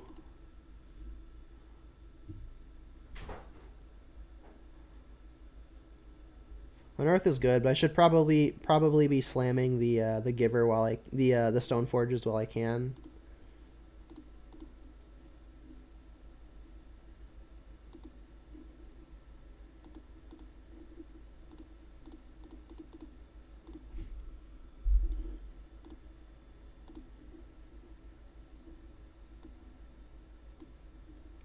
Got Feast and Famine already. Let's get Fire and Ice. I've got lots of creatures to carry the equipment, and I think the Shadow plan might be the best way to go. Also, like I've just got more Stoneforges to get the others anyway, so it's not much of a choice.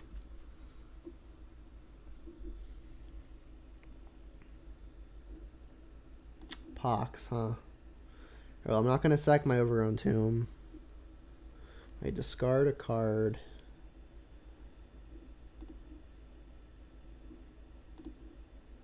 Sacrifice a creature.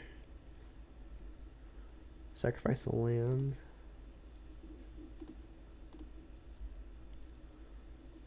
Another land is nice.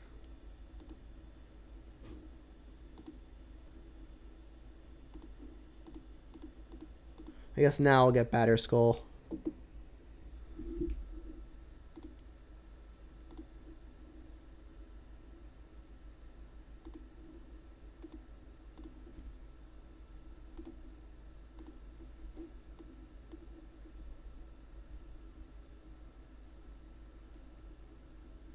I mean, I get to unearth one of them, or both of them.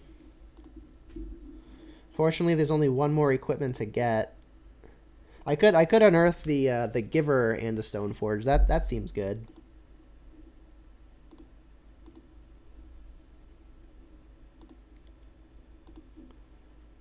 Just all of the equipment.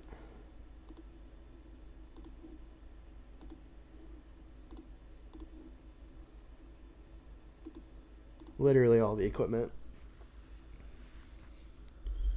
Kaya's Guile is interesting. Sorry, Oath of Kaya. Makes me wonder if they've got any blink shenanigans. They get back Ghost Quarter and the Marsh Flats, yeah.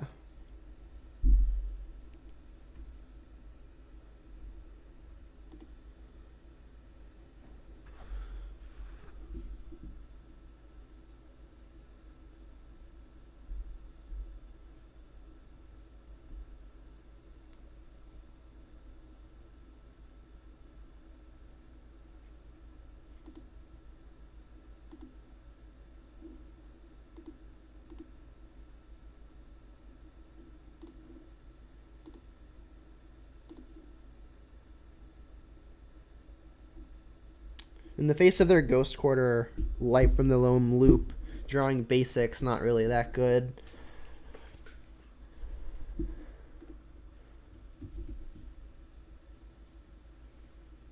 And they got a 2-card hand, and one of them is Marsh Flats. I mean, I think with the attrition-y deck, it's probably best to get Sophie down first.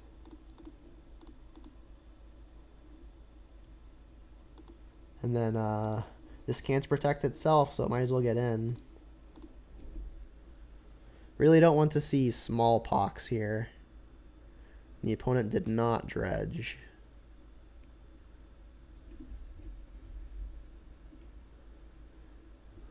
Which equipment do you want?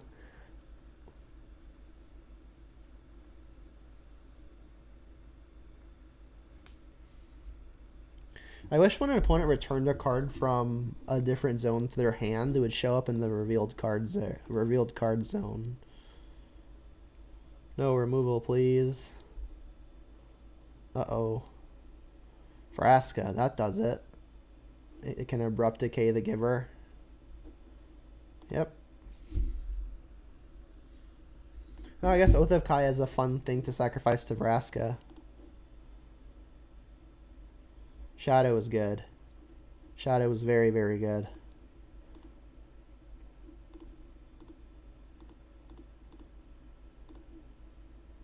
Any threat really is what I wanted. Still need to dodge stuff like Liliana of the Veil, more Smallpox. The opponent was going to draw Gideon. Wow. They got Life from the Loam instead. They can return, right now, only Marsh Flats. I mean, they can Lingering Souls to annoy the Death Shadow, though. Why not just sacrifice the Oath of Kaya? Oh, they're going to return the Baronmore with the thing. This makes sense, yeah.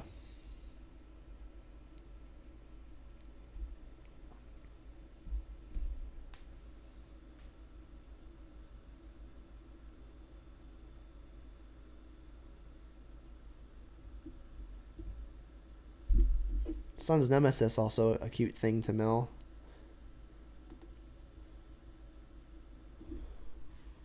Then I guess here comes Lingering Souls.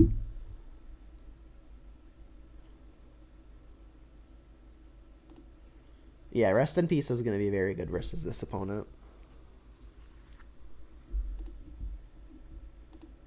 Spellbomb too. Alright, well that means we get to play Batterskull.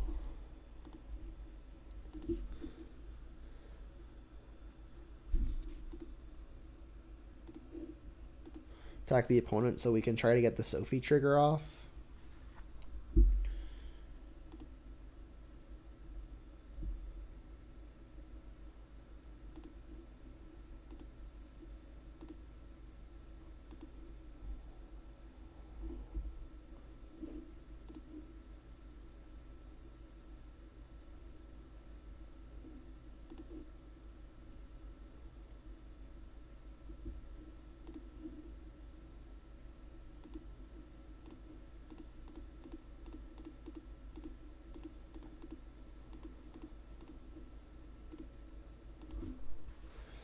This is going to be good too, because if the opponent has an Edict effect, we can at least have a creature left in play afterwards.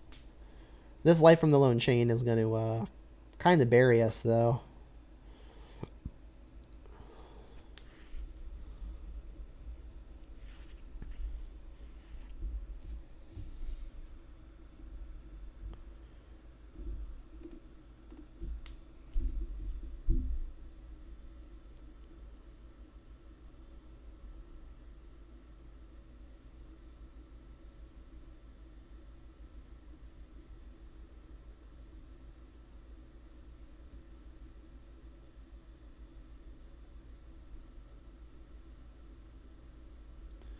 Make some more stupid things.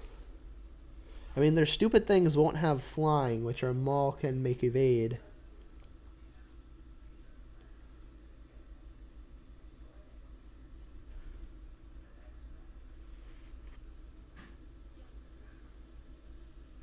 do you want to do with Vraska?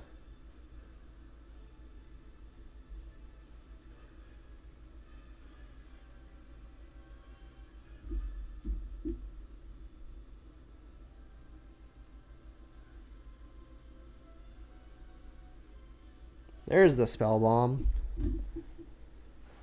So if I maul of the Skyclaves, what do I equip to? If I gain 6 life off of a germ hitting something, I go to 13 and my Death Shadow will be a 0/0, but it still has a sword equipped.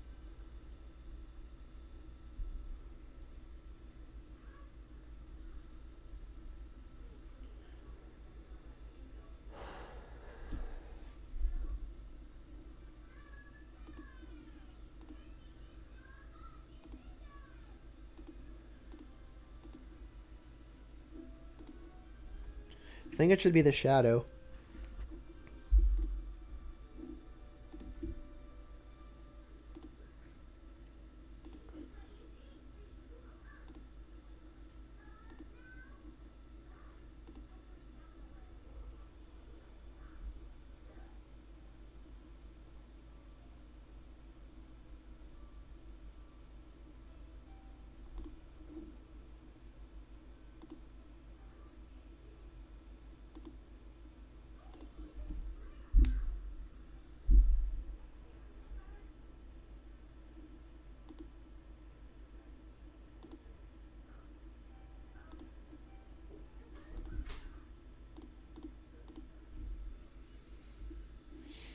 Let's just get the loam out of here before they can dredge it.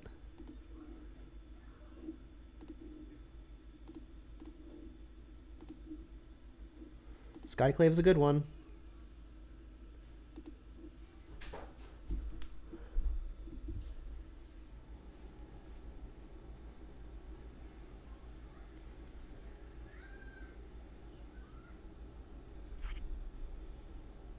It's weird managing these two at the same time, but it's surprisingly doable.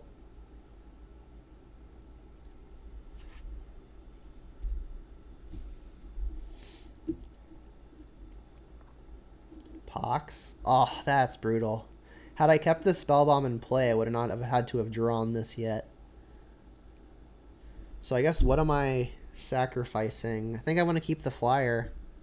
So let's get rid of the germ.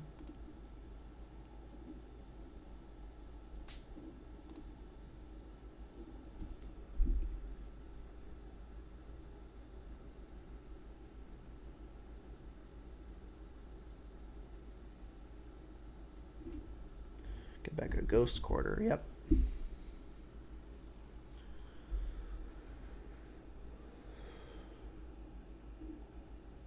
Wow, that can exile the Shadow.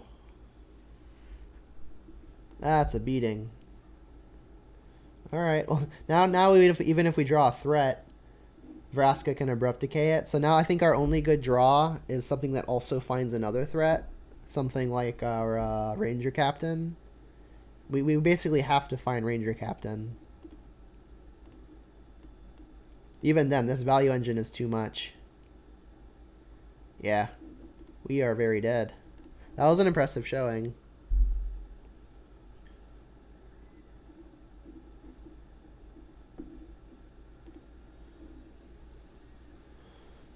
Yeah, I really wish I had that Rest in Peace.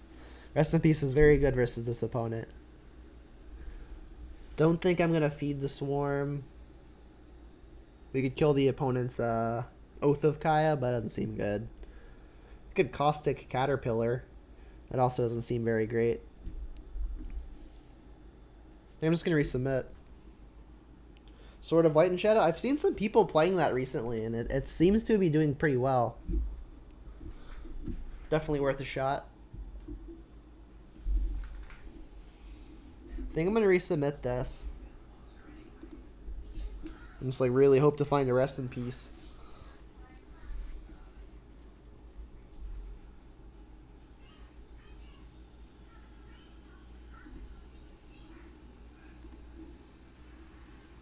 Hey, there's a Rest in Peace and 2 lands actually. we've got the Goyf. I mean, I'm gonna keep it. We've got a redraw, but if we hit the white source, I think we're gonna be doing really well.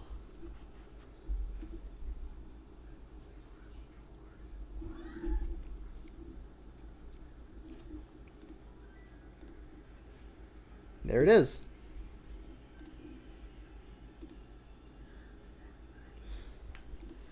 So, given that this Termaglyph is effectively a dead card, we drew the 1. Oh, no. Okay, maybe it's not dead after all.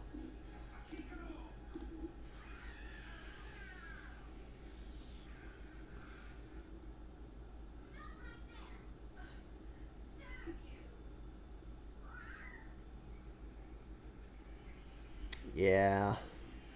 Darn it. So, should I fetch Shock in case we're going on the Shadow plan? Probably should. I'll just untap. Thoughtseize is nice. I almost want to do that now. Because, like, if the opponent has Smallpox, it's such a disaster.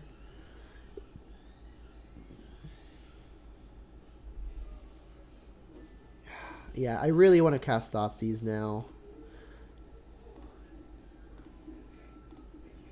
So I just really, really don't want to get Smallpoxed.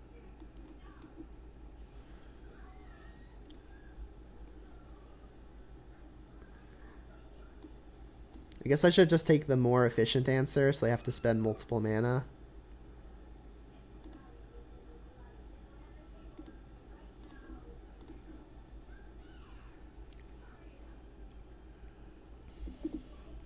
So I can lose 6 more life myself, putting me to 8. So I think my best draw here is just a Shadow.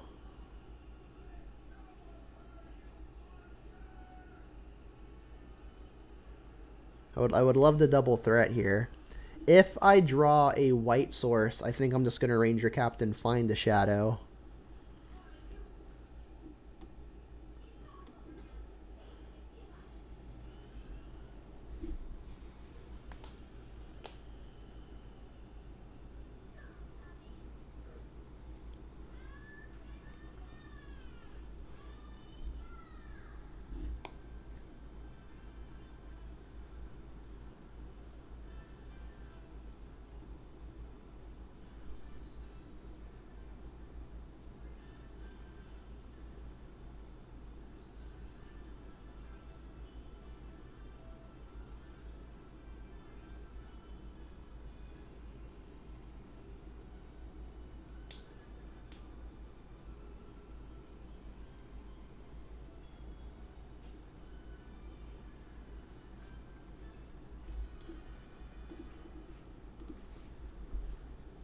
White source?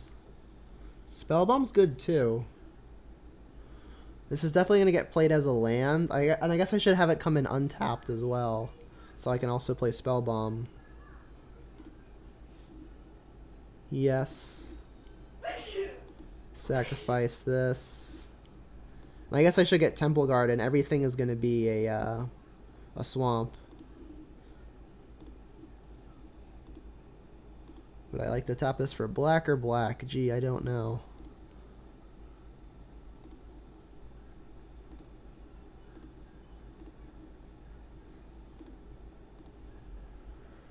Alright, so they can decay this.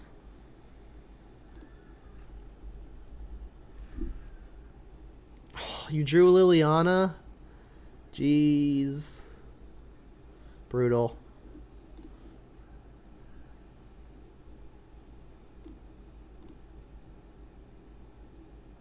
Okay.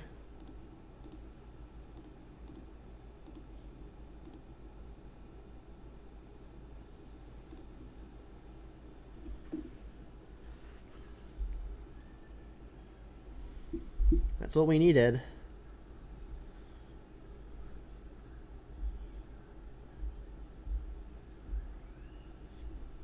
mean, we need to dodge another removal spell. We know the opponent's got Abrupt Decay, but we can pressure this Liliana as long as they don't decay and another thing.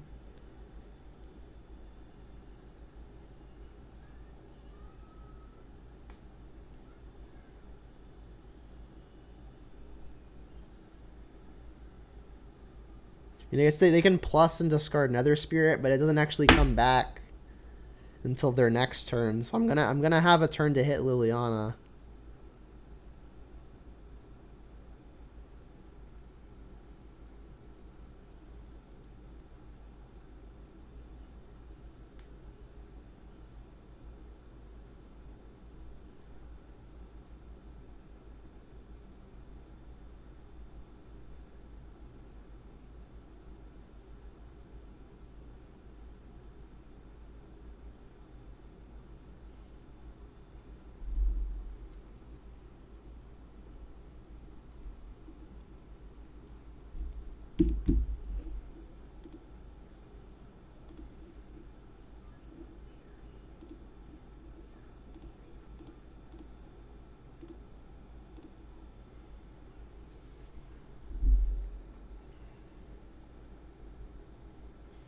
Yeah, and even if they discard the spirit, I should be able to spellbomb it before it comes back for free.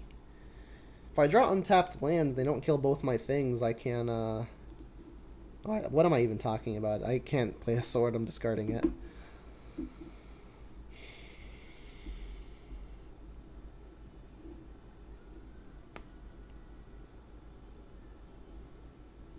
They discarded the decay? That was strange. Thoughtseize is good. Tell me what's up.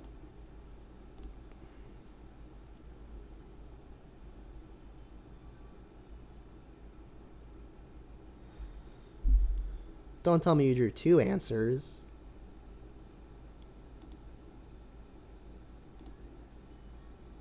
Oof, I'm taking the other Lily.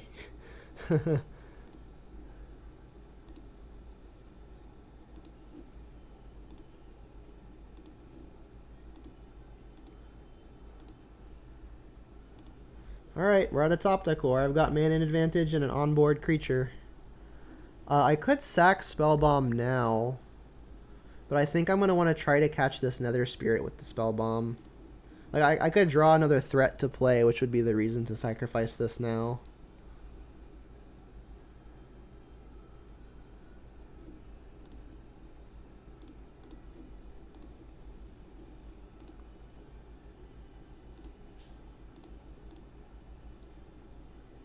That's good. There's a shadow in the yard.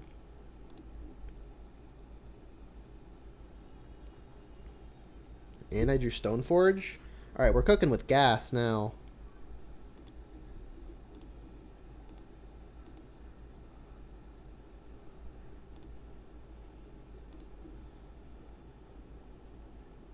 So what I could do is I can sacrifice Ranger Captain, unearth the Ranger Captain, search for another shadow, and put that into play. So it's like, do I want to take one out of my deck, or do I want to take the one out of the yard? Should probably just take the one out of the yard so I have a higher chance of actually drawing a shadow.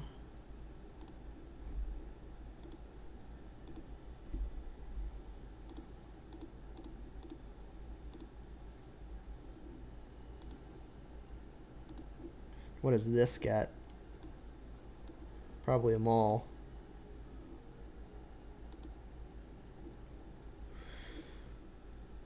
Feast and Famine's already gone.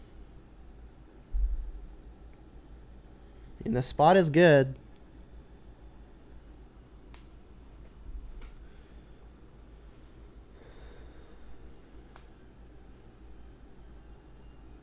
Sweet.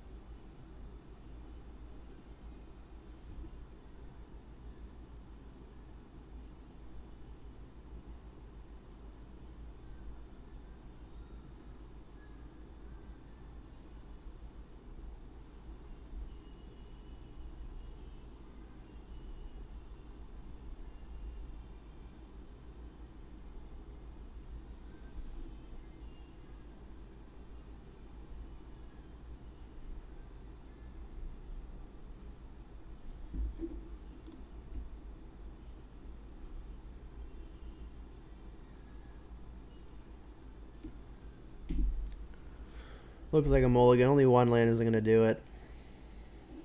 This is better. Probably it's going to bottom the basic plains. I can cast everything else with just the 2 lands that I've got.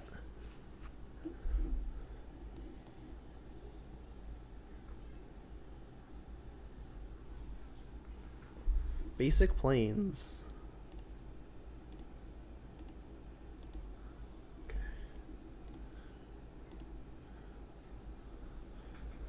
So I guess probably Death and Taxes.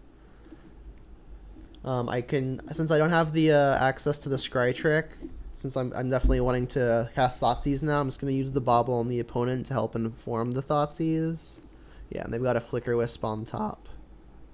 So with that in mind, what shall I Thoughtseize?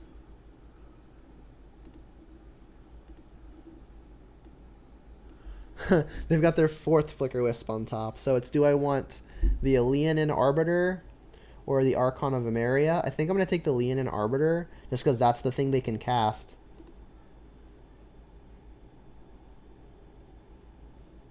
Alright, you can draw your next Flicker Wisp.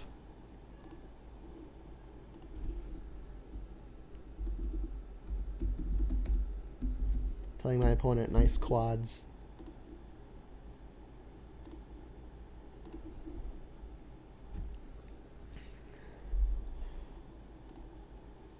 So I can fetch, shock, Godless Shrine. That'll have me at 13. Not low enough to play Shadow, but I can deploy Tarmogoyf. So I think that's going to be what happens. Like I could Stoneforge here. I mean, whatever I get with the Stoneforge is likely to be good, but I think I'm gonna put the better clock on while I know the opponent doesn't have a good way to remove a clock.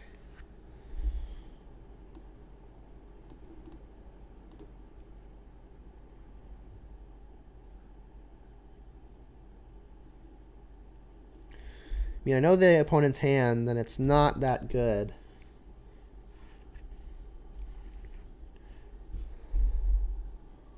I think I want to get Sophie here. Sophie is going to hit for a lot. I mean, I may need to get the Maul, though, to block all the flying stuff.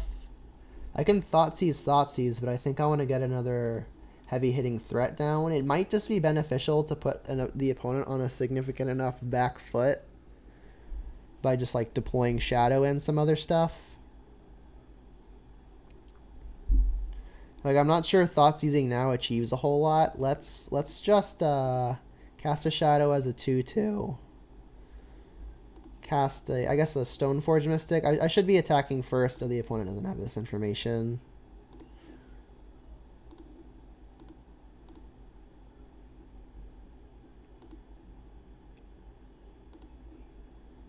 And then I'm pretty sure I should be getting the Maul here just because the 5 things I know the opponent has are all flyers. And like Batterskull is gonna counteract my own Shadow plan, and then the sword doesn't do a whole lot, so let's just get Maul.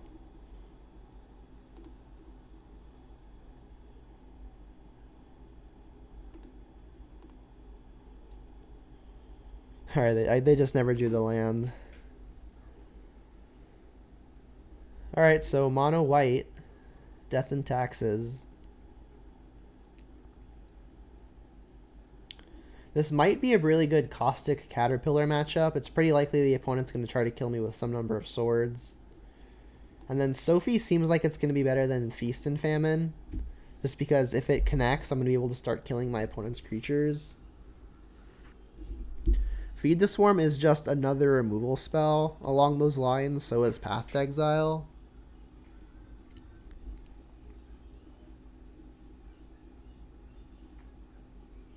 Giver seems like it's going to be pretty good. I can just name white every single time. Make things effectively unblockable. It's not super unlikely that the opponent is playing Rest in Peace, and a lot of the opponent's removal is exile based anyway. So maybe I should just cut a Tarmogoyf. That seems fine. think I like this. I could see wanting to bring in some of the removal spells. In fact, it might be correct because like the opponent's got some blinking effects going, right? So being able to disrupt that, especially at instant speed, seems pretty great.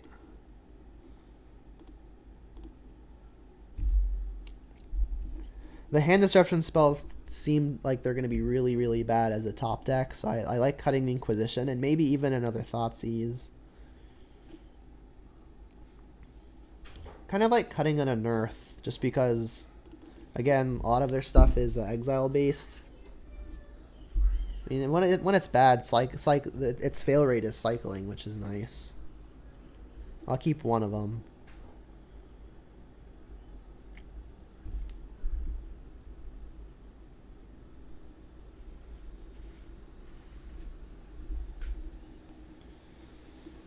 Yeah.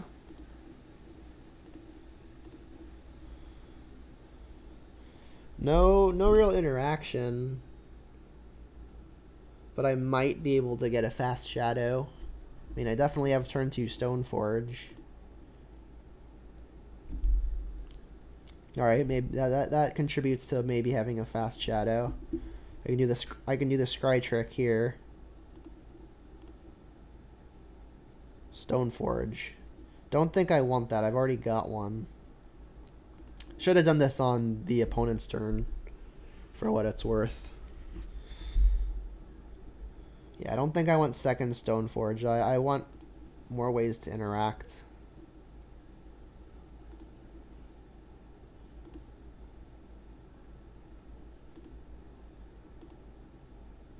I need like pushes and pushes and dismembers and stuff. Caterpillar can kill the Vial if I want it to. More Vials. Okay, probably not killing a Vial then. No Leon and Arbiter is nice. That means this fetch gets to be used pretty easily. Maybe not that one. Alright, this looks like an easy Stoneforge turn. In the event my opponent has Ghost Quarter plus the Hate Bear, I should probably get Temple Garden, because I'm going to want my green source right now. Because if I'm prevented from searching, I'm going to want to get my green now, and I need the double white from my Ranger, so Temple Garden.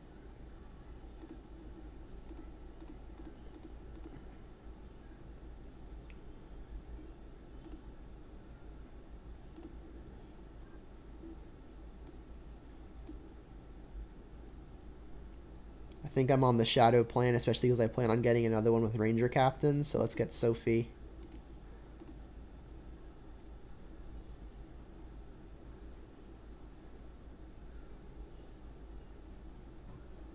That's fine. Got one of my basics already, which makes their other paths really good. But I mean, if they're going to path a Stoneforge, that seems fine. Mirren Crusader. Agadeem's Awakening. Alright, well, if they've got the Hate Bear, fetching looks pretty bad. So maybe I should just play Agadeem's Awakening, paying 3 life that way.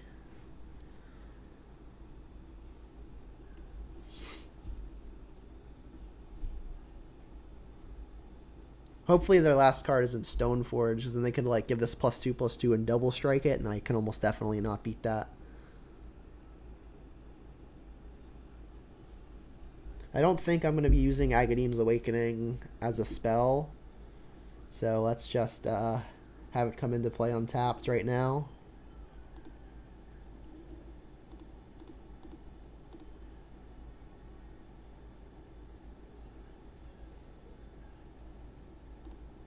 This will get a Death Shadow.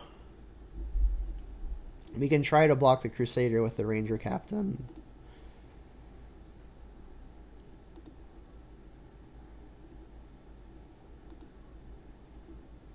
And then when the Ranger Captain hits us, assuming it's able to, our Shadow will get quite large.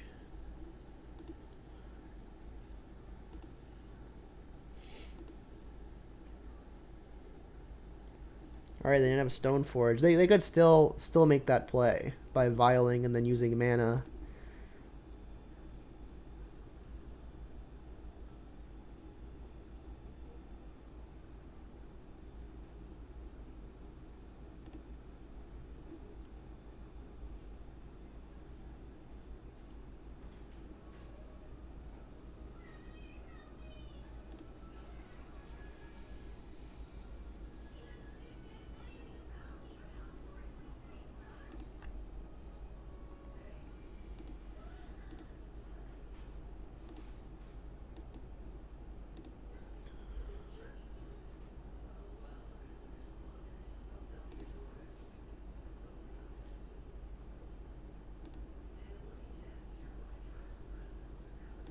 More vials, sure.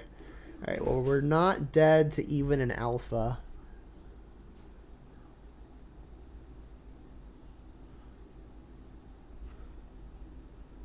I can pay 2 life and not be dead to a single Crusader hit. I'm kind of far off of Delirium. We've got just creature and land.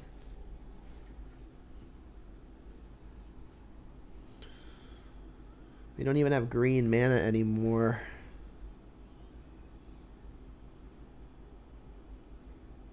I'm going to have to fetch for the green mana and I guess play another Shadow.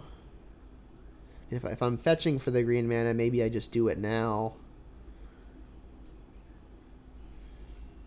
No, then they could Ghost Quarter me again. But I mean, they'd have to draw it. And if they're drawing that, they're not drawing another spell. So that seems fine. That has me attacking for 1 more. I mean, I can threaten it attacking for 1 more. So let's just do this. Jam.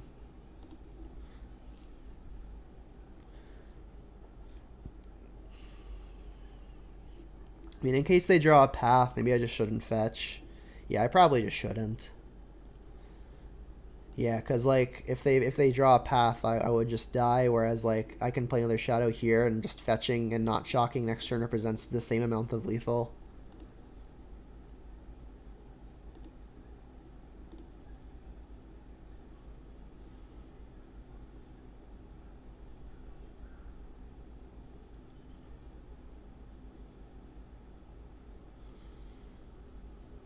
And then next turn, if I want, I can even Sophie. That would force them to block. Because then I'm just going to kill the Crusader with the trigger. So I need them to draw something dead here. Ideally.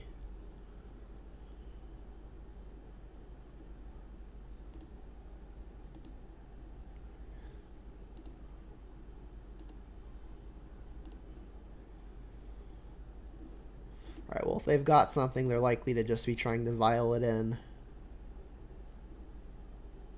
Let's get our green.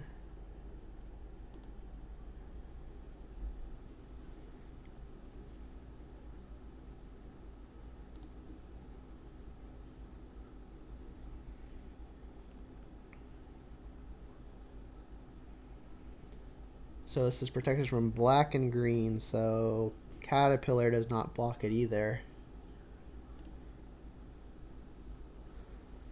So if I attack both and they don't have something, they're forced to block, which means I'll make a 3/3 which can block. It's pretty rough, but I think that's what this is coming down to. I can't just not attack, because then I die to their attack.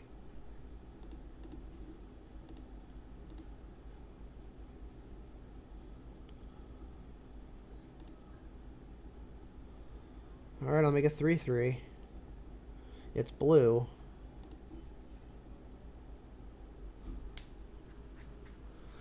And I guess I'll play a Street Wraith.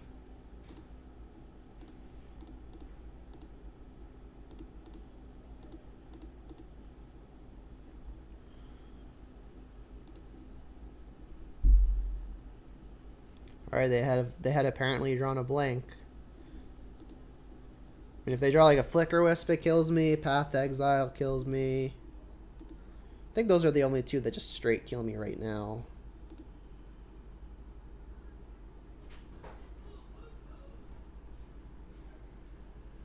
Alright, they didn't hit it.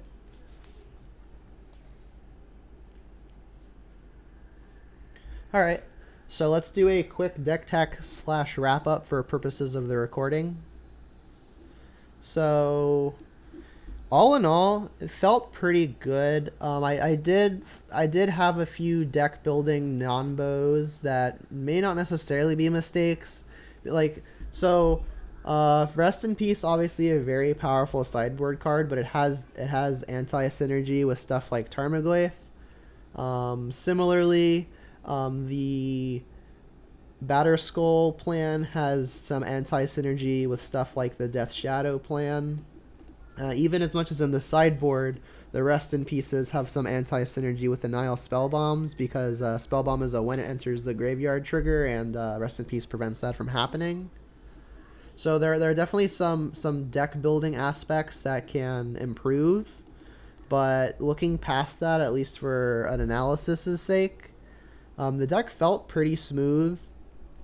I'm still pretty skeptical regarding the Traverse the Uvenwalds, because while this deck can fairly easily turn on Delirium, it doesn't do it super consistently unless I'm really, really trying to.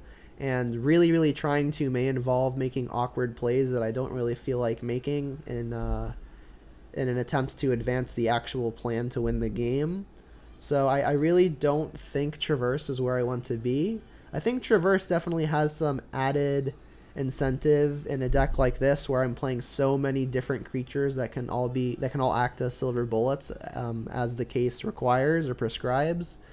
Like Ranger Captain is an excellent 2-for-1. Like I can traverse into a Ranger Captain, into a Shadow, play a Shadow, and that can swing a game.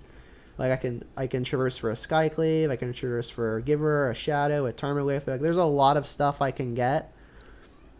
But I mean, the average card quality in this deck is already so high that I don't know that having a conditional tutor that's prone to opponents having hate, like from the graveyard, I don't know that it's worth it. I almost rather just having more reactive interaction, be it more fatal pushes, be it more copies of Dismember. I think the thing that this main deck was mostly lacking on was having ways to interact with creatures after they enter the battlefield. We've got only the 3 pushes of the Dismember and the 2 Skyclave apparitions, which is only 6 reactive ways to interact, barring sideboard stuff, which isn't a whole lot. I'm playing a lot of threats. I don't think I've ever in 10 matches so far had a scenario where I was really wishing I needed more creatures. Like against like the Smallpox opponent, I needed to find creatures, but I did. So I think the threat density is definitely not an issue with this particular build. I'm pretty happy with that aspect of it. But I really don't know if the green version, as opposed to the blue version that I played in the league just prior, I don't know if the green version is better than the blue version. The blue version gets Gurmag Angler, and we get to play things like Thought Scour to enable the Angler, but we also get Stubborn Denial and some powerful blue sideboard cards. And the only real reason to play green was we were trying to figure out if there was a way to not have to rely on our graveyard for our next beefy threat, because again, our only 2 really beefy threats are the Shadows and the Tarmogoyfs, or I guess the Gurmag Anglers in the case of the Esper version. And all the other creatures, while being very powerful, don't close games very quickly. So if I want to slam the door on the opponent, I think I want to have a really good, at least 2 versions of a creature that can close the game very quickly. And in the green version, I think it's Tarmogoyf as the best option, and then in the blue version, I think it's probably just Gurmag Angler as the best option. And I really do like having access to Stubborn Denial, so I think maybe I like the blue version more. I don't really know that the green does a whole lot for the deck. I think losing Stubborn Denial is a pretty significant miss. And then in terms of the creature itself, Tarmogoyf and Gurmag Angler are of comparable size most of the time. And then getting into being able to play Gurmag Angler, I think incentivizes us to also play blue, because again, Thought Scour. So I think in terms of smoothness, the blue version felt a little bit better.